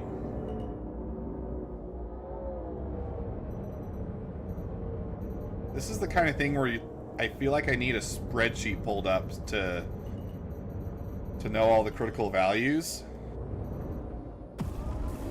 I feel a little lost not knowing if I'm actually doing damage or not.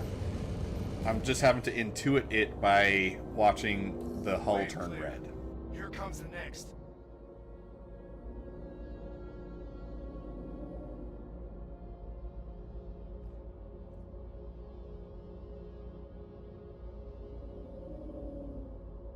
Contact.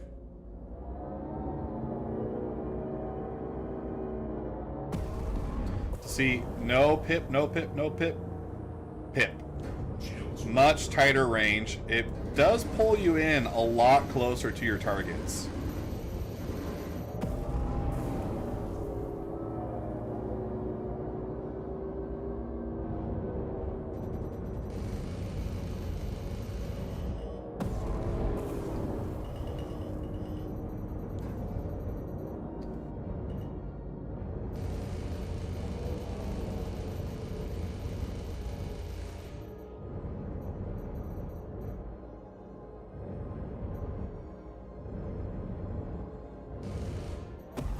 See, now he's out of range for my radar.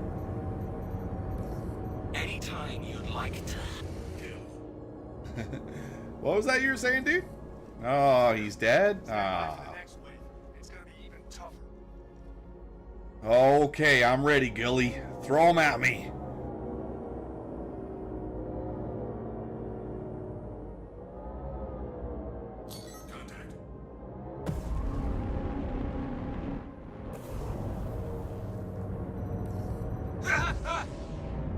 Okay, I totally screwed up the merge there.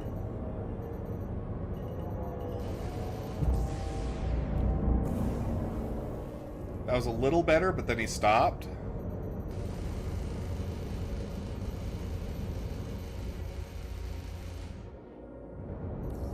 Shit.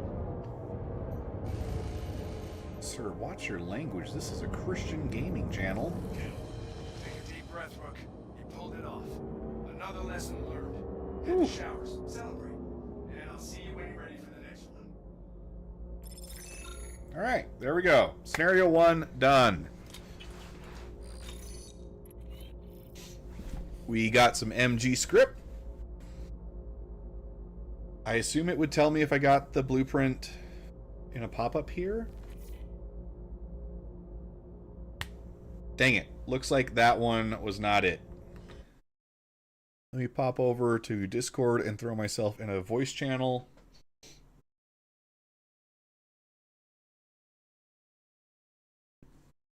Alright, Schlag, if you're still here, you can join me in Discord. System overheating.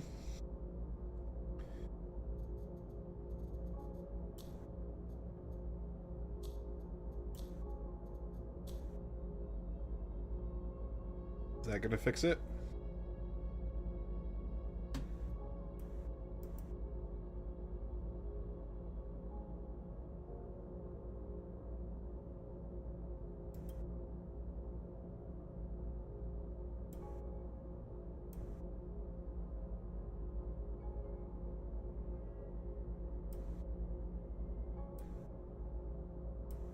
Where can I actually see what sections are overheating?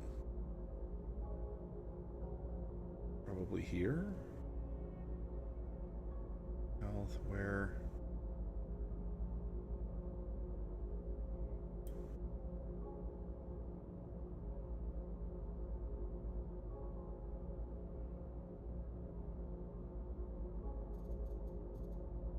Oh, I guess it would have been with these bars. So, looking at these, I think we're okay now. Alright, let's hit up the next one, I guess. Keep doing gillies until we get a... Well, let's make sure we do our call to arms. Keep doing gillies until we get a blueprint.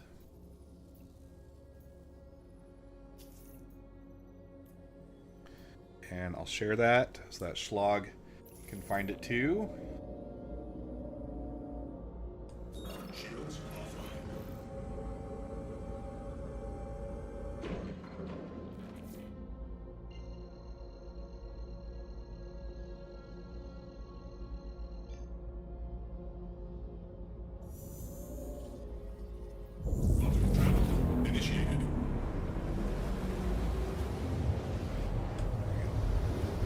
Move this microphone a little closer to me now.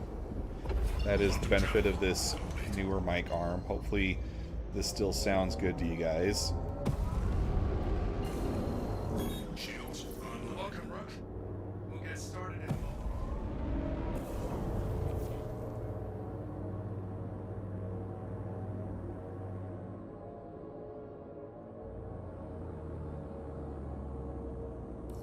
Hostiles inbound. Light them up.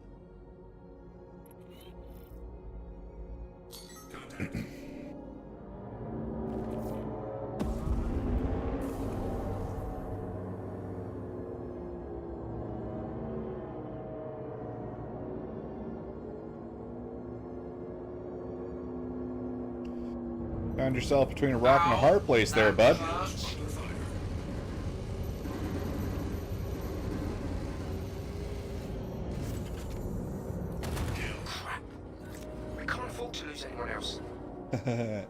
Ah, Schlog's on the Hawk. That's what he's rocking.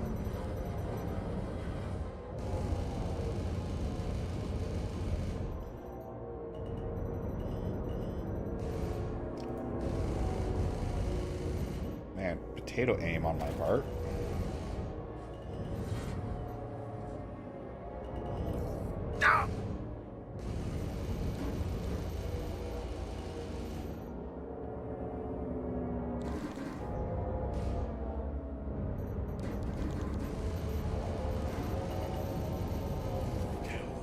Okay. Where'd that arrow go?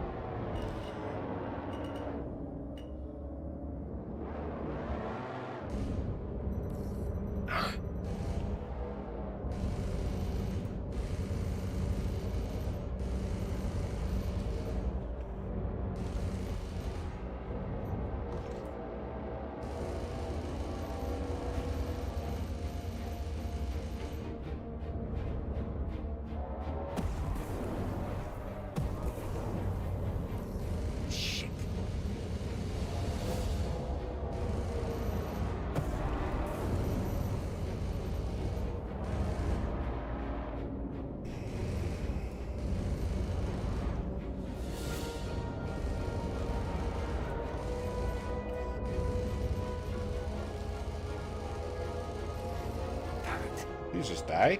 Come on. That was a little close to that rock. Did you guys see that? Man, this guy's really making me fight for it.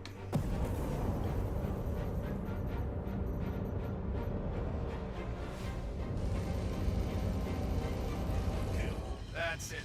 Lesson complete. Woo. Good work today. That was close. I almost ate it on that rock.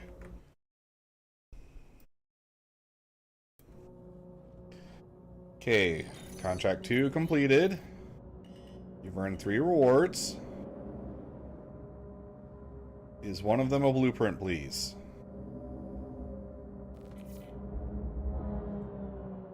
Let's see. Is there... Can I see that somewhere?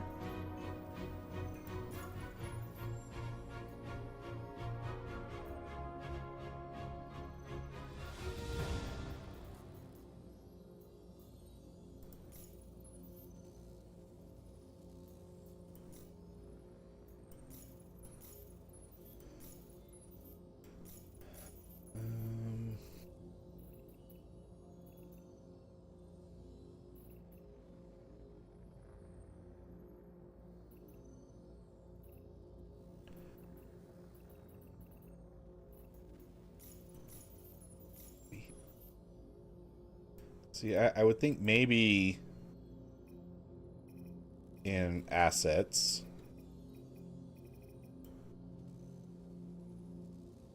But I bet this isn't going to load.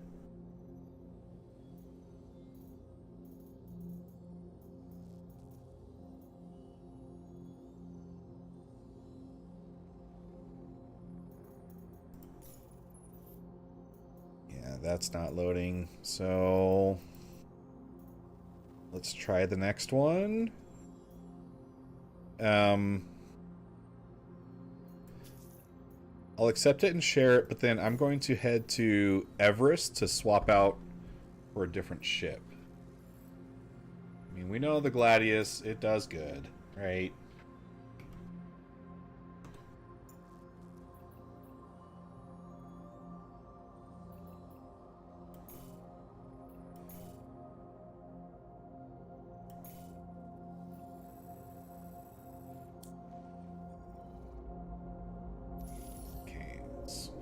Not wanting to let me jump. I've got a more tactical lesson for you this time.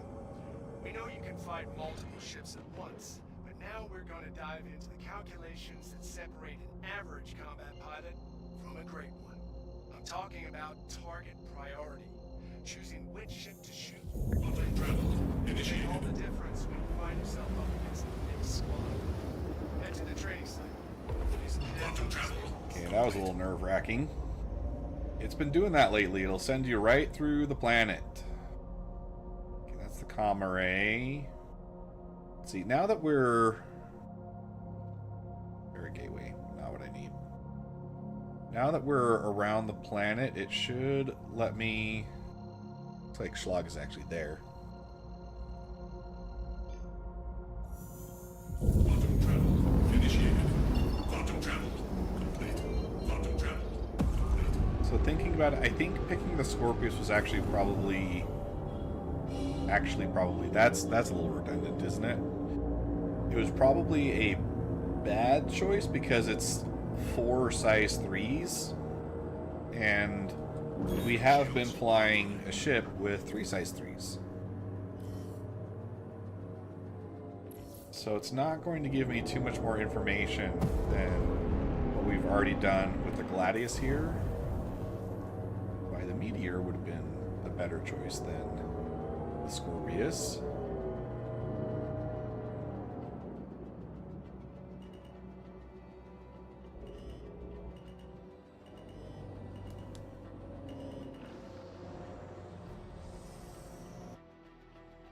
But we do have the MX that we picked up.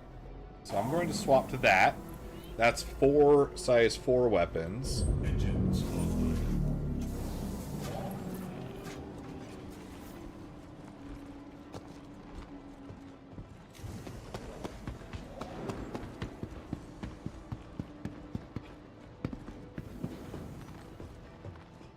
Welcome to the ASOC Vehicle Retrieval System.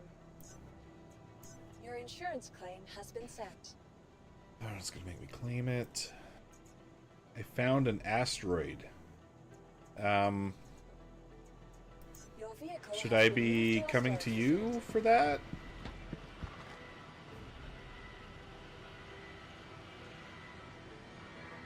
No, you Oh, with my ship at speed. Oh, I see. That's how you jumped over here so quick.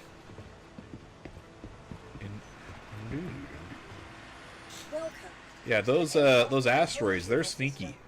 They'll creep up on you if you're not careful.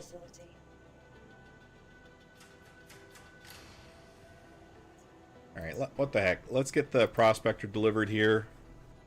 We are going to need to collect some materials. Let's grab this too.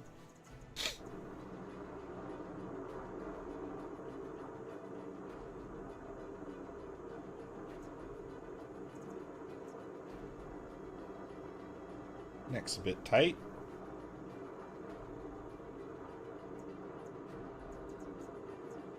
Your insurance claim has been sent. Thank you. Let's go ahead and pay that.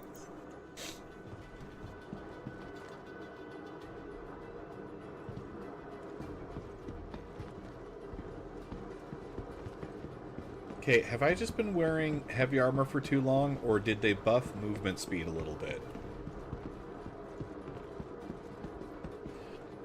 I did pick one up. I can reshare it. There you go. Wait, no, that's... Okay, no, that was it. No, that's for Call to Arms. It's... Oh, this one's not letting me share.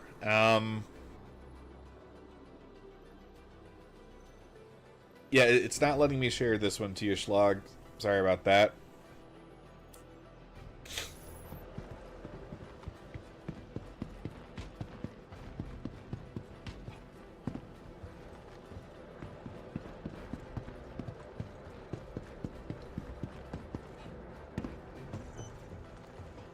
Welcome to the ASOC Vehicle Retrieval System. Your We vehicle might has just been have to delivered do the the, following location. I'll jump there and then you jump to me.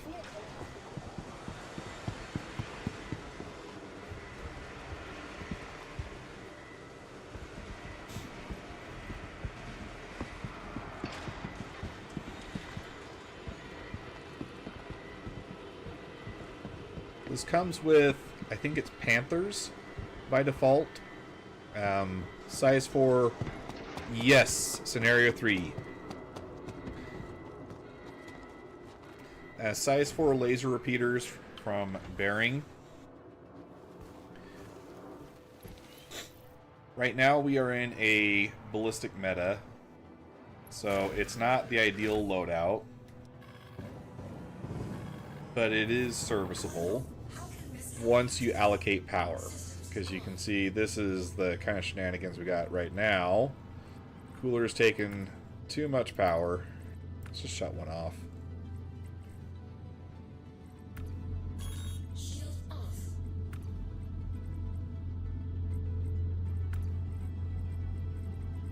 And this doesn't affect top speed, so I'm okay taking some of that away.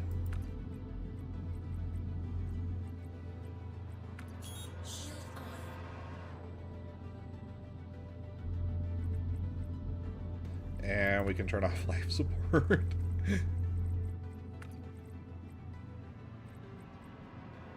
Okay. I think that is as balanced as it gets.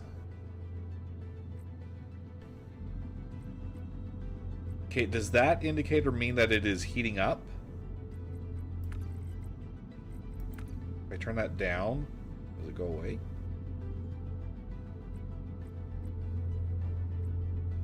Radar power allocation is now going to be very important because that does affect your range. Let's see what setting it to like half power does. And then let's send that over to shields.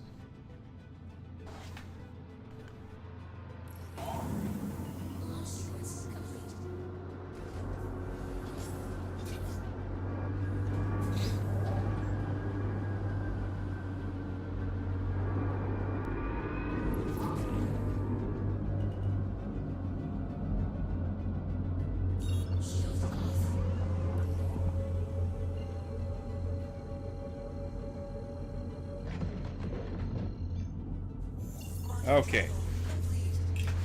Oh, come on. What was that? Like, jumped and didn't jump. I probably accidentally canceled it, is what happened. Because Schlog, I think, is party lead. So he probably started it, and then when I clicked it in fast succession, it didn't take me with him.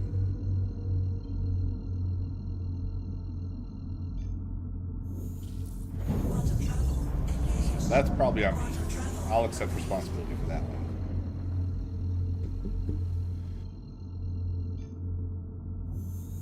Quantum travel engaged.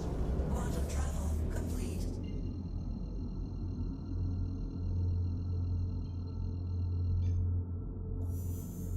Quantum travel engaged. Quantum travel complete. Good. You're here. I'll notify the other pilots and we can begin.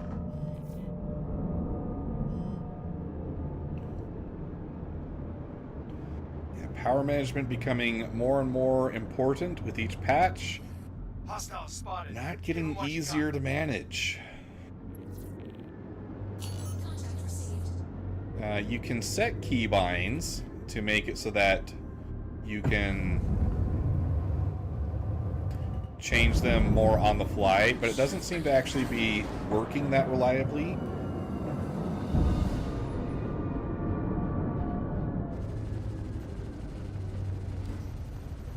Because I do have my keybind sets that's supposed to pull power from pools with more power in order to fill the one that I'm commanding it to, And I got more coming your way. but it doesn't seem to actually work that way as it did in previous patches.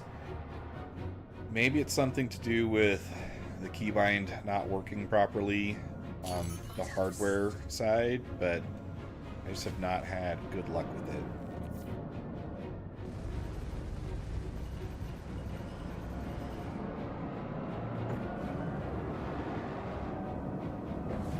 Movement feels different. I feel like maybe it's placebo because I'm hyper aware right now, but I feel like the MX is not as nimble as it was in 4.6. I have nothing to base that on except gut feeling, though.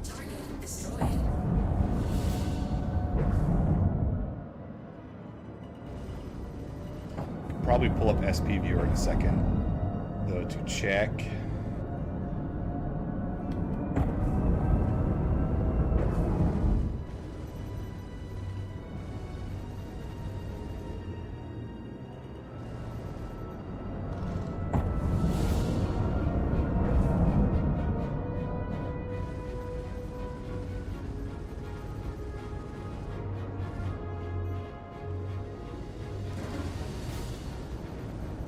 Target destroyed.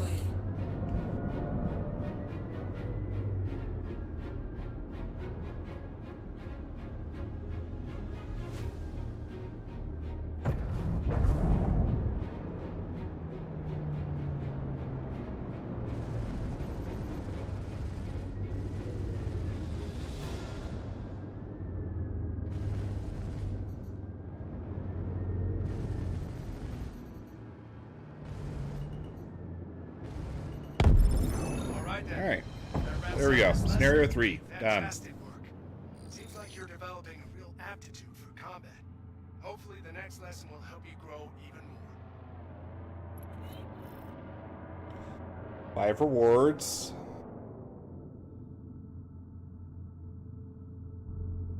Come on.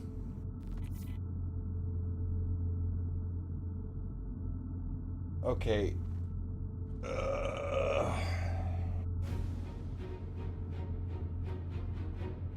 Didn't give a pop-up for Blueprint.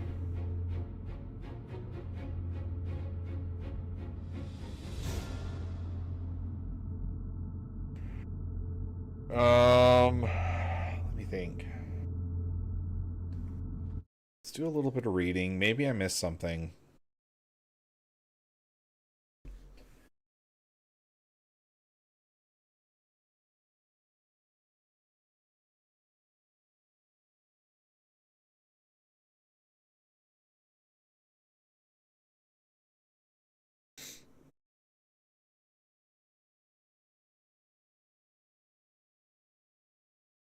Would be nice to have an unlocked blueprint tab in the Mobi-Glass. That would be fantastic. That seems very practical. Gonna upvote that. Star map search and zoom functions are still extremely problematic and really need a fix before the PTU gets pushed to all waves. Well, got some news for you, Zenfur. It didn't happen.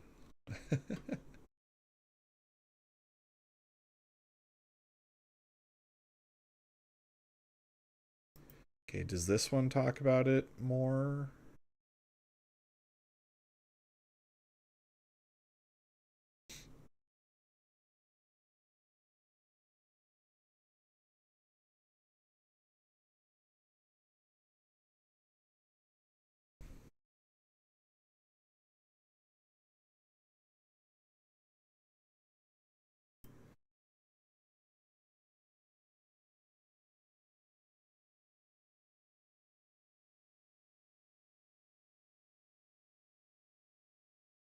Okay, updated all mine. Add large amount of ammo blueprints to mission rewards. Adjusted armor crafting times, refinery UI style, and layering adjustments to show underlying content.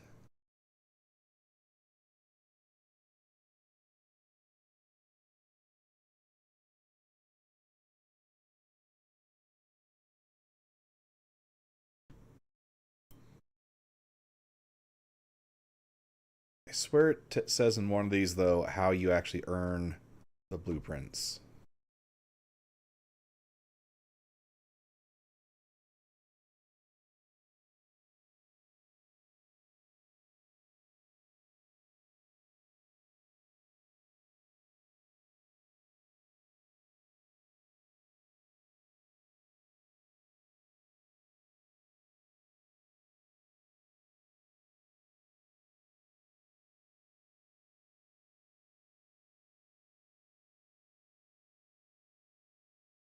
Okay, so some missions have a guaranteed one.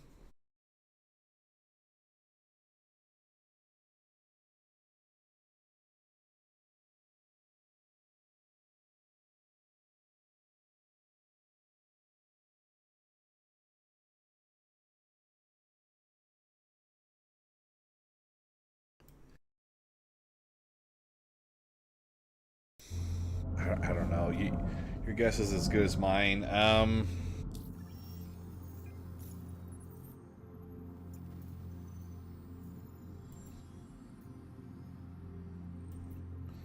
Do any of these say anything about earning?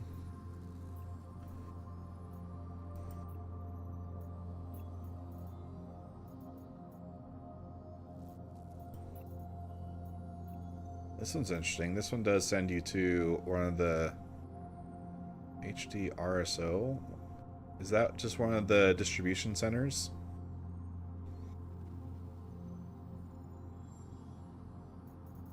Or is that one of the bunkers?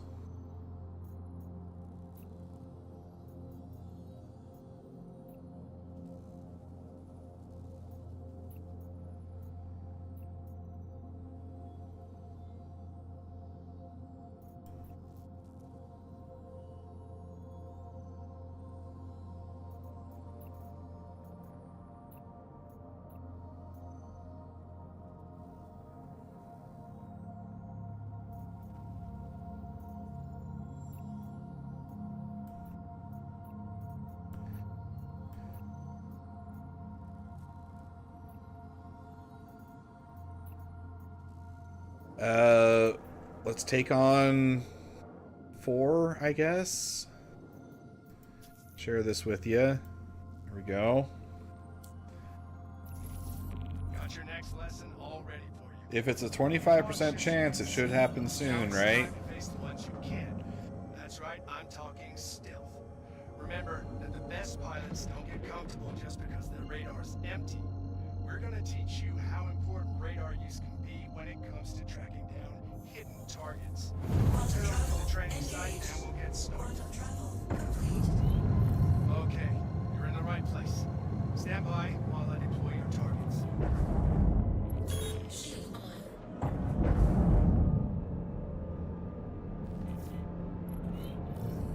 Looks like you got inbound. Weapons free. Contact received. Target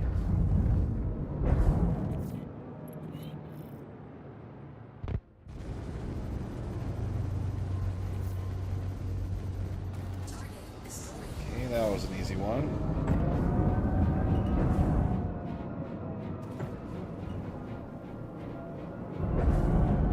Where's this guy?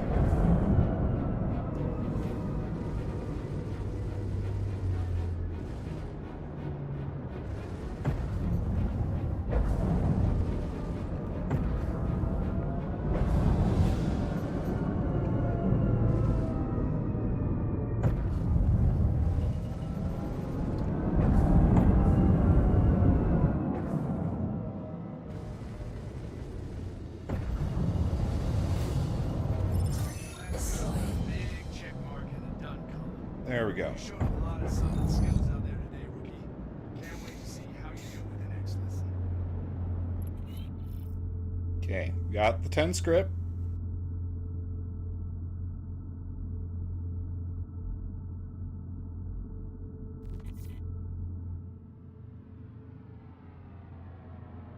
Still apparently no dice. Let's see, we might just have to do a impromptu YouTube react. Let's see which of our fellow Star Citizen YouTubers has a blueprint guide.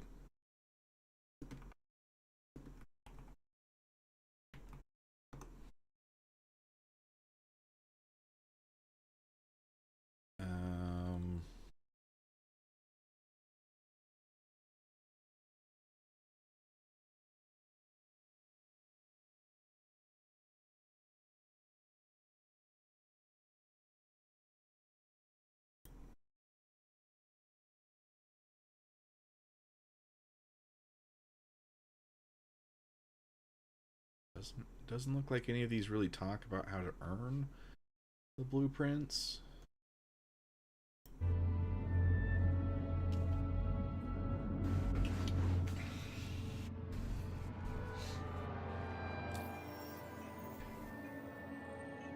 What the heck? Let's keep going, I guess.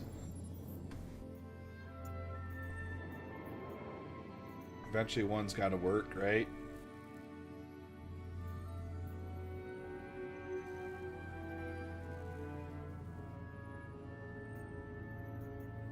Okay, here's 5. Hope you're ready to take things up a level, because I got all my pilots locked and loaded with some heavy ordnance in today's lesson. That's right, they're going to be launching missiles at you, and you're going to be firing your countermeasures right back.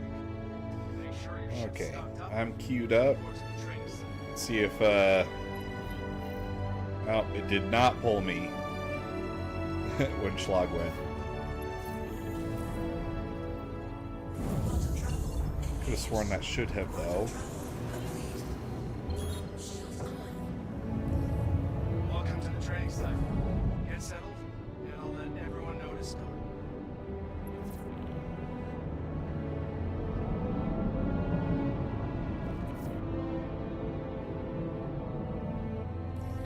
Contact. Ready up.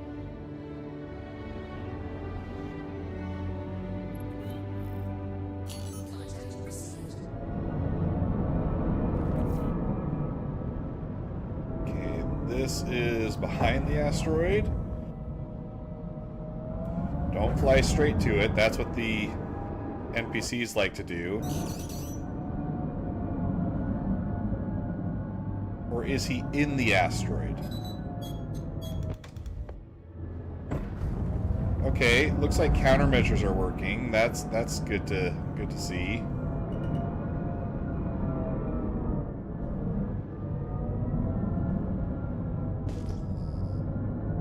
Oh, here he is.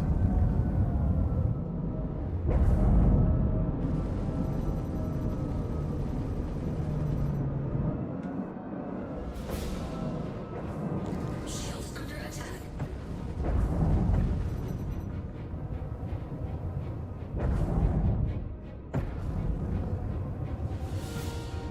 Whoa. Something's going on.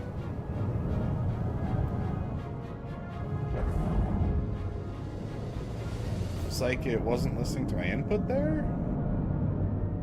Oh, that was weird.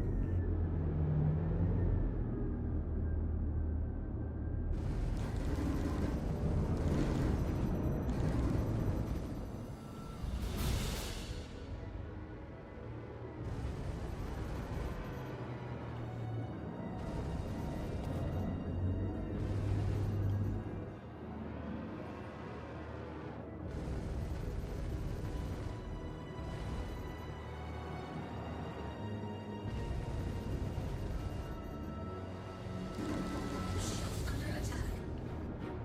Okay, that's one down. Cleared that wave. I've signaled the next.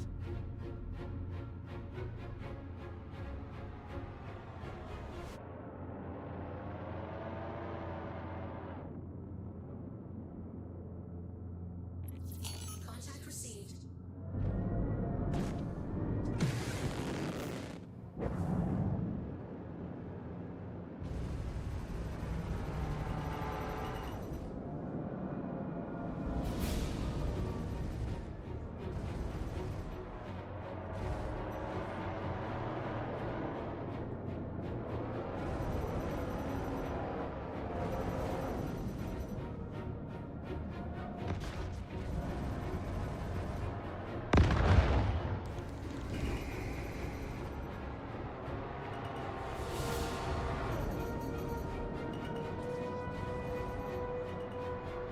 Shield under attack.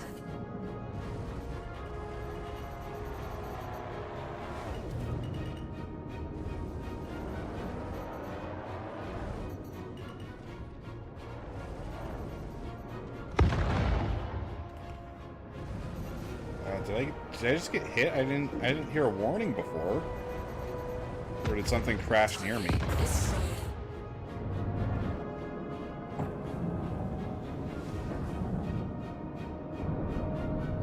I'm not getting missile warnings.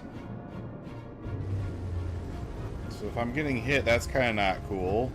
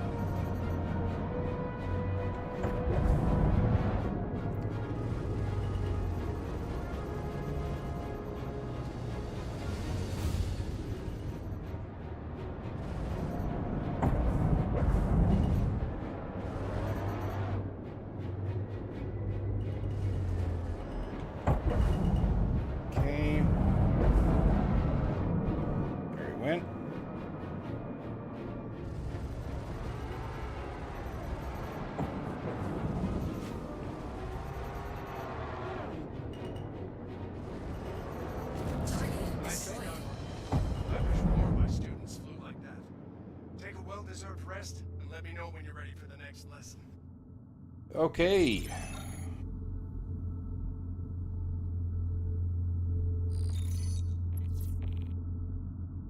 Alright, 12 rewards. Blueprint, please.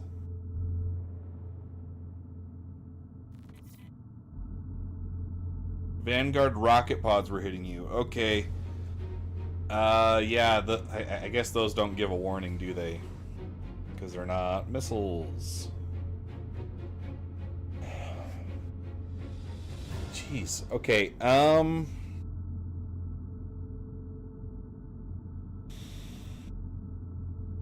the fabricator's gonna be down in Lorville, right?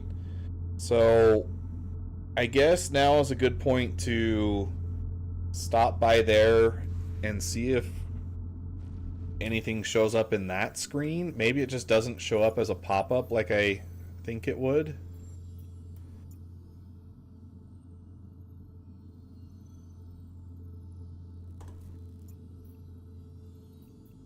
Okay, something funky is going on with search. Do you guys see that? It looks terrible.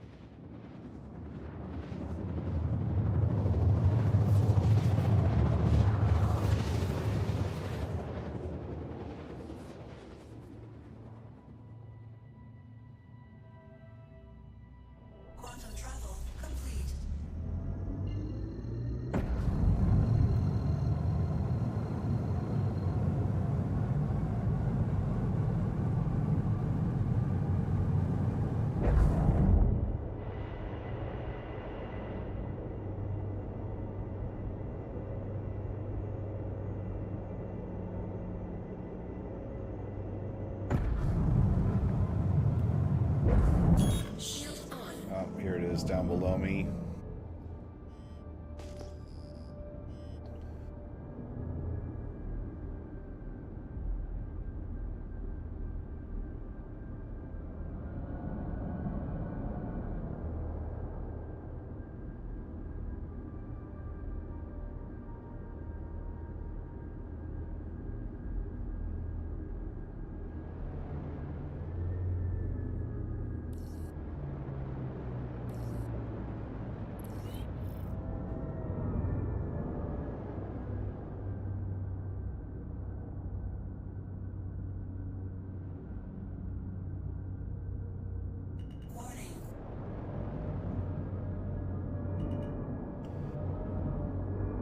Your mic has flat refused to work.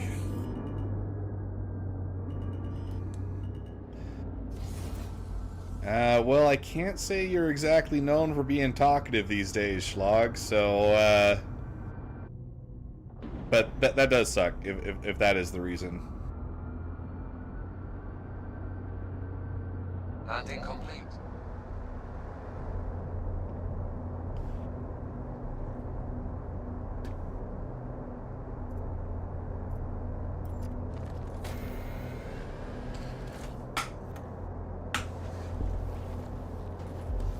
Alright, fingers crossed. Do we have anything in the fabricator?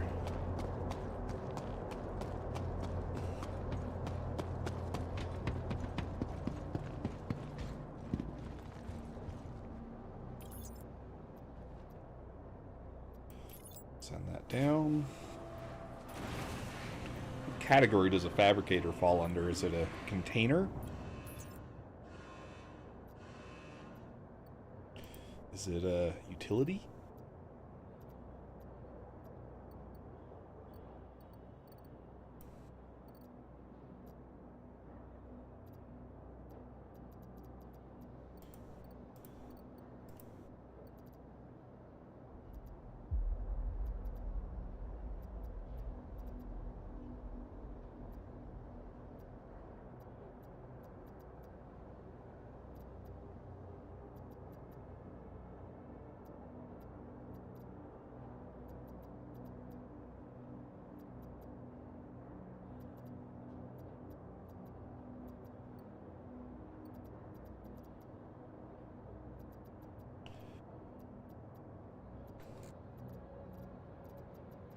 Other, I think.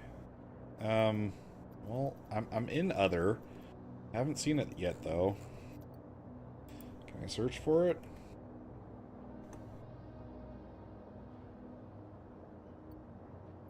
Oh, that did work.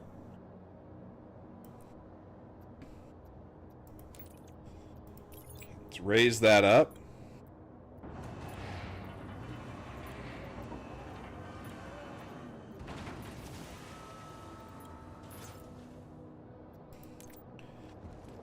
Now, surely there's some default options in here, right?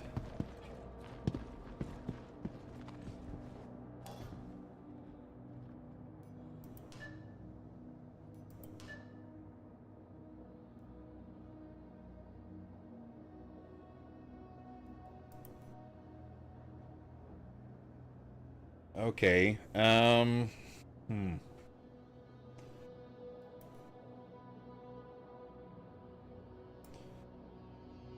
So we do have some to start. And those require Aurotite. Can we recycle some stuff to get that?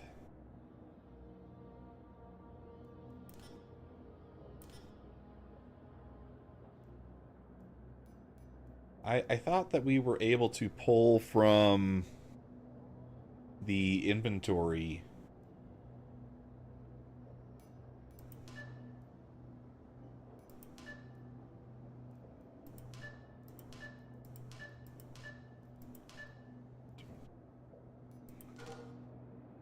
Okay, maybe we need to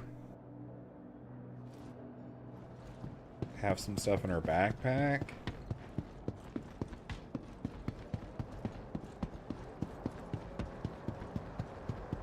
Why did it give us such a big hanger?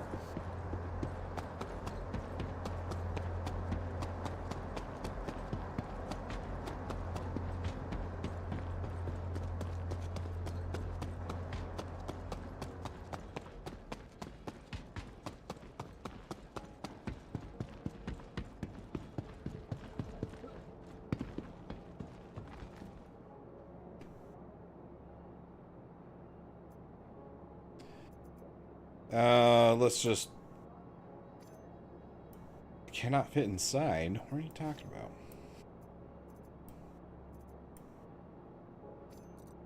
Cannot...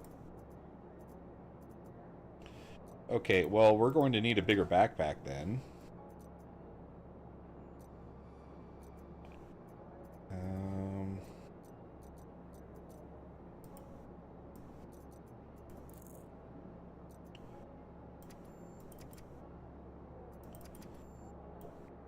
Is there a way to click here and have it unequip? Doesn't seem like it. I tried middle, right, and left, and double click, and none of that seems to be doing anything. Let's grab a bigger backpack.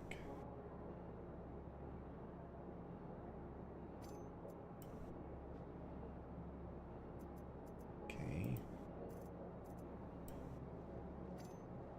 Cannot fit inside.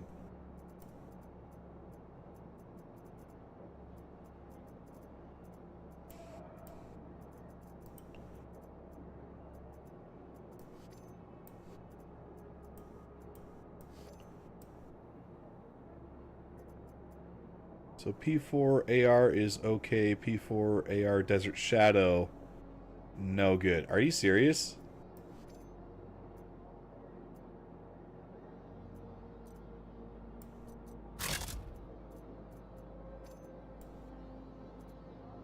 Okay, why is nothing going into the backpack? What is going on? Oh, did I just not have the right... That's dumb. Okay, that is sneaky. You have to make sure that this marker here is set to backpack. Otherwise, you're not chucking stuff into your backpack.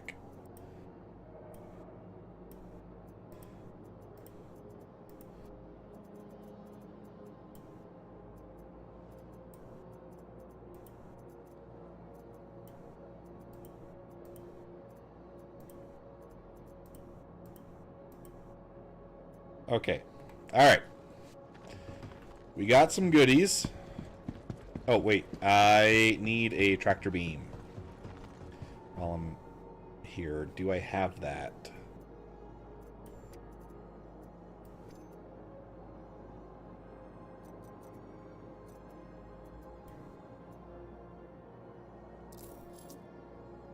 Okay, did that equip the way I think it did? Let's see, where is the multi-tool? Okay, it looks like it's there. Where's the icon for it, though? I don't see that anywhere here. Oh, I guess it's on this page? I don't like that. That's kind of confusing.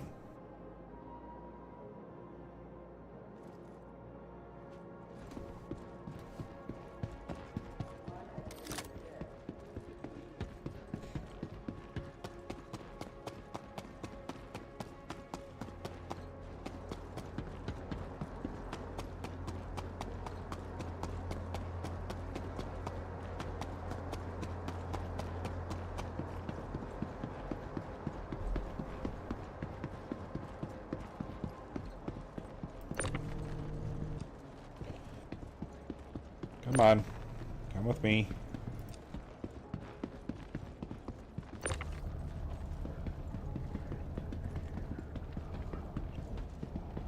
Plop you right here.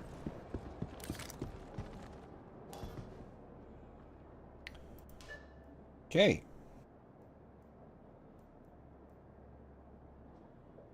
Now what?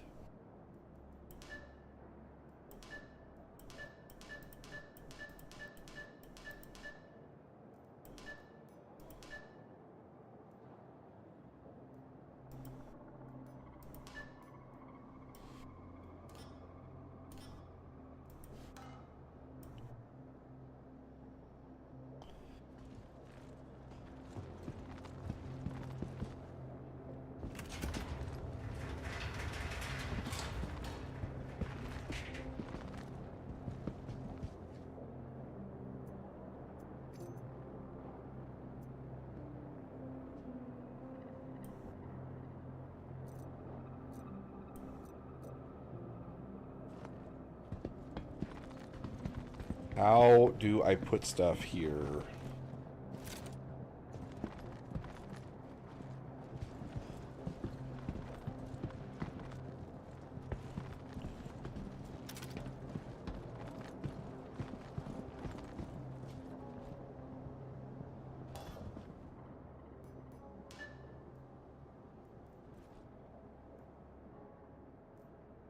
So is it just because everything that I grabbed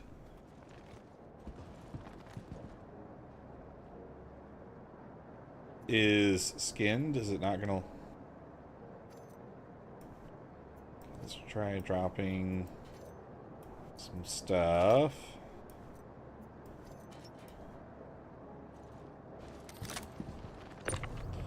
You say to put it on with the tractor beam. So I'm very glad to see that we have a very tedious way of doing this, because it wouldn't be Star Citizen if we didn't have tedium, right? And you're saying that only non-skin things can be used. Well, the Night Stalker can be dismantled. That'll give me...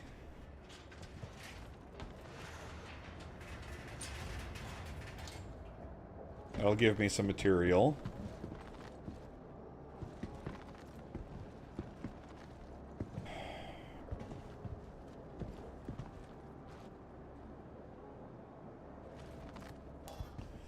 Can we... Okay, these things are still here.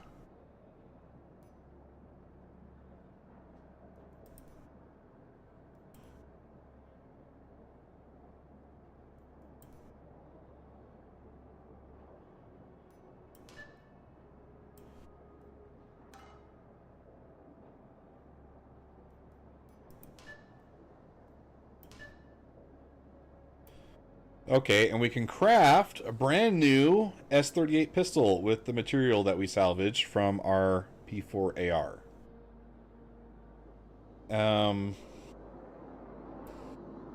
That's some aluminum, iron, and some hephaestonite. You get some pretty good mileage for the amount of material. We're using 1, 1, and 2 CSU of each.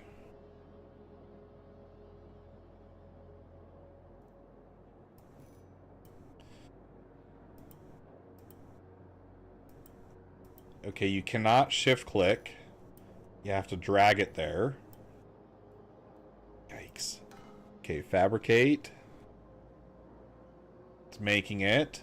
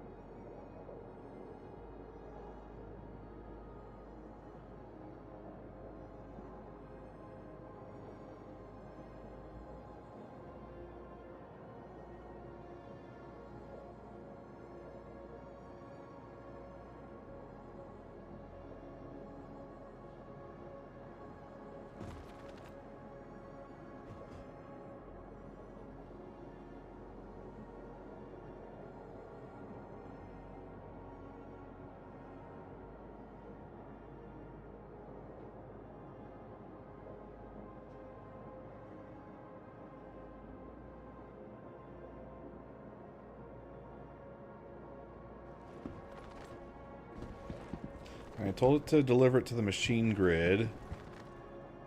It's still... It's gonna like pop out while I'm still in this menu.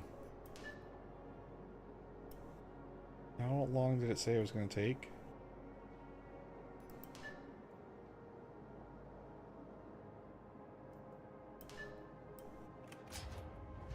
Oh, oh, it's doing the thing! Alright! We crafted this, guys! It even comes with a clip.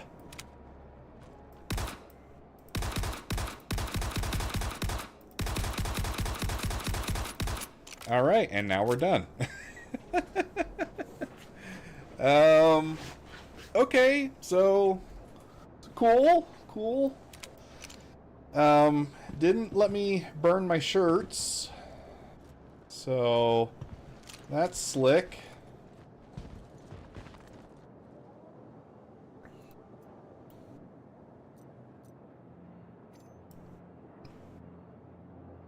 Okay, what is... So it's in my hands. I can't drag it from my hands to the new inventory. That's not a thing.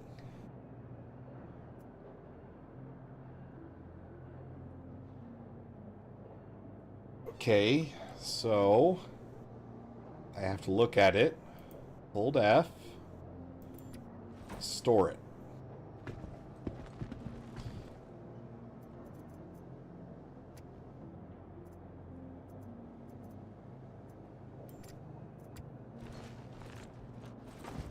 Alright, so I can store them.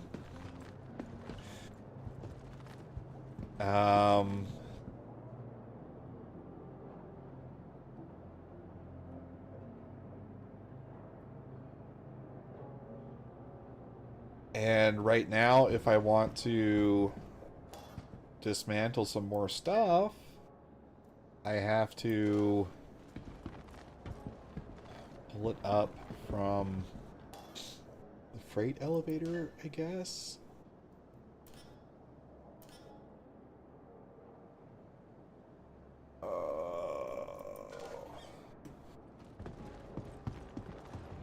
Okay, alright, we can work with this.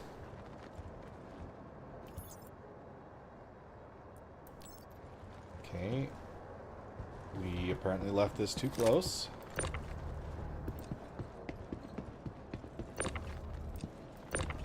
And now it's not interactable. Cool. Maybe if we close it?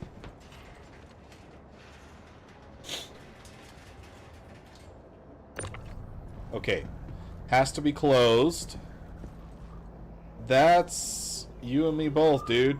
I thought it was supposed to take material from shared inventories as well. Looks like we were both wrong.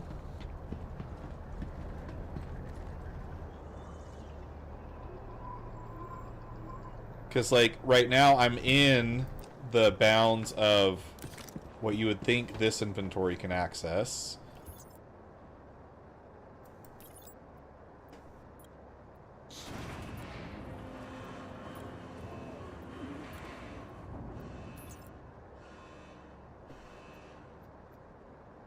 I wonder if you can dismantle paints. That'd be kind of interesting. Let's dismantle some armor.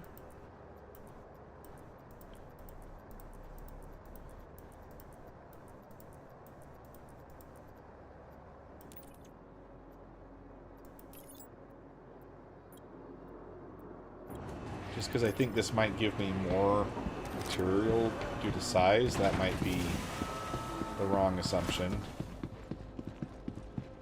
Of course, it puts it on the far side. Super cool.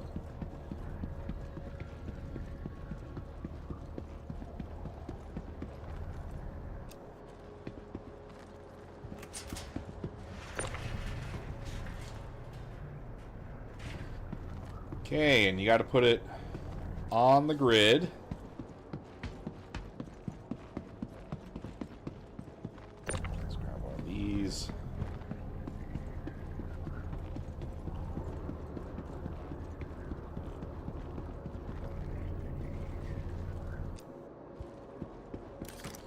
Okay, it only lets me do like one at a time, so... Or, sorry, two at a time, so we will...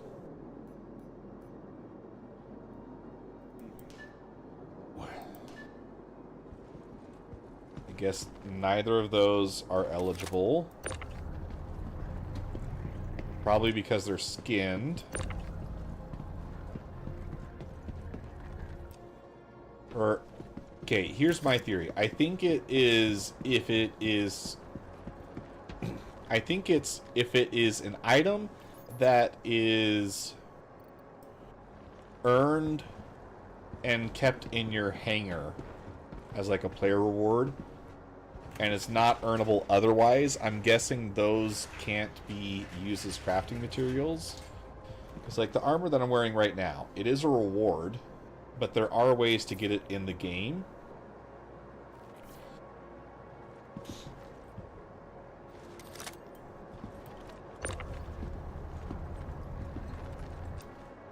I think this was blocking because it was open as well. See, now it'll let me send stuff back down.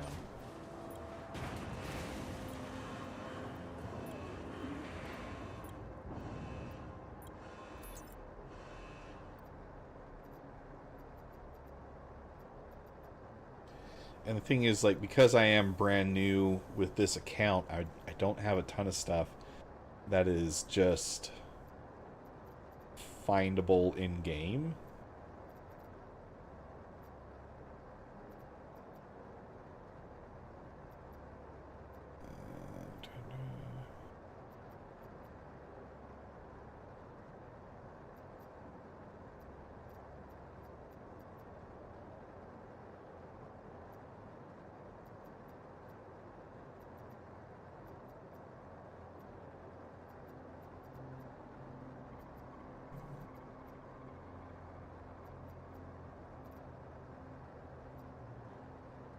Oh, look, here's all the script we've been earning. That's cool.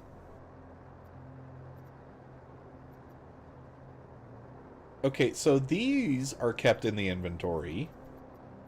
It was pulling these from inventory to craft stuff. Maybe... Okay, can I still... Come on. Can I still craft with that inventory? Because this should let me do more S38s.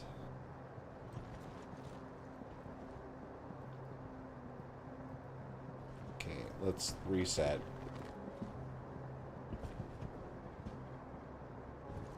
Okay, something about the floor here is causing issues. Let's... There we go. That seems better.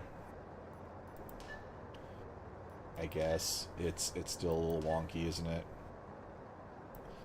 Okay, so I can craft a P4.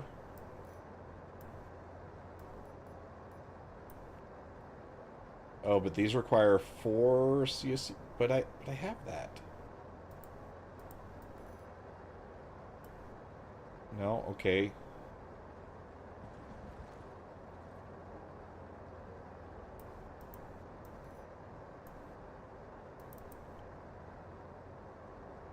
I guess I don't have enough.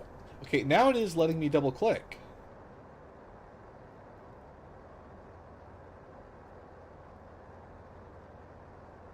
Oh, these are requiring full SCU of the item. See that? That's 2 SCU, not CSCU. That's why it's causing me issues.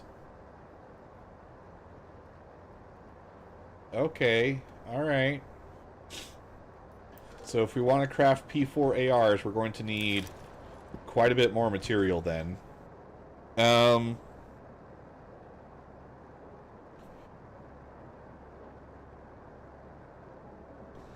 So that's probably what we're going to do tomorrow. We should have... That trigger should be done, so I need to go process it. I think for tonight we're going to call it quits here. So I do want to shout out our channel members. We did just get a new one today. Thank you very much, Mooman7, for joining the Orbital Bombardiers. Your financial support directly helps make content like this possible. We're going to be trying it. We're going full hard in the paint for streaming this month. So stay tuned. Join in when you can.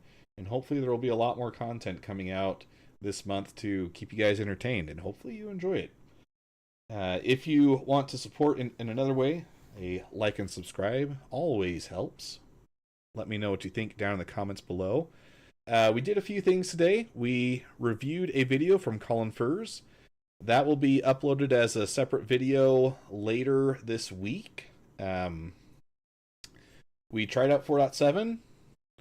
Took a very surface level look at the new armor and damage system. Using the ships that we did, it really didn't feel all that different, but I'm not that surprised by that aspect. It's going to affect more, I think, the very small ships like the Aurora, where you might have some issues, or if you're going up against very big ships. And then finally we closed out by testing some crafting. We made a S38 pistol, so kind of cool. Very much a tier 0 implementation, but hey, it is what it is. And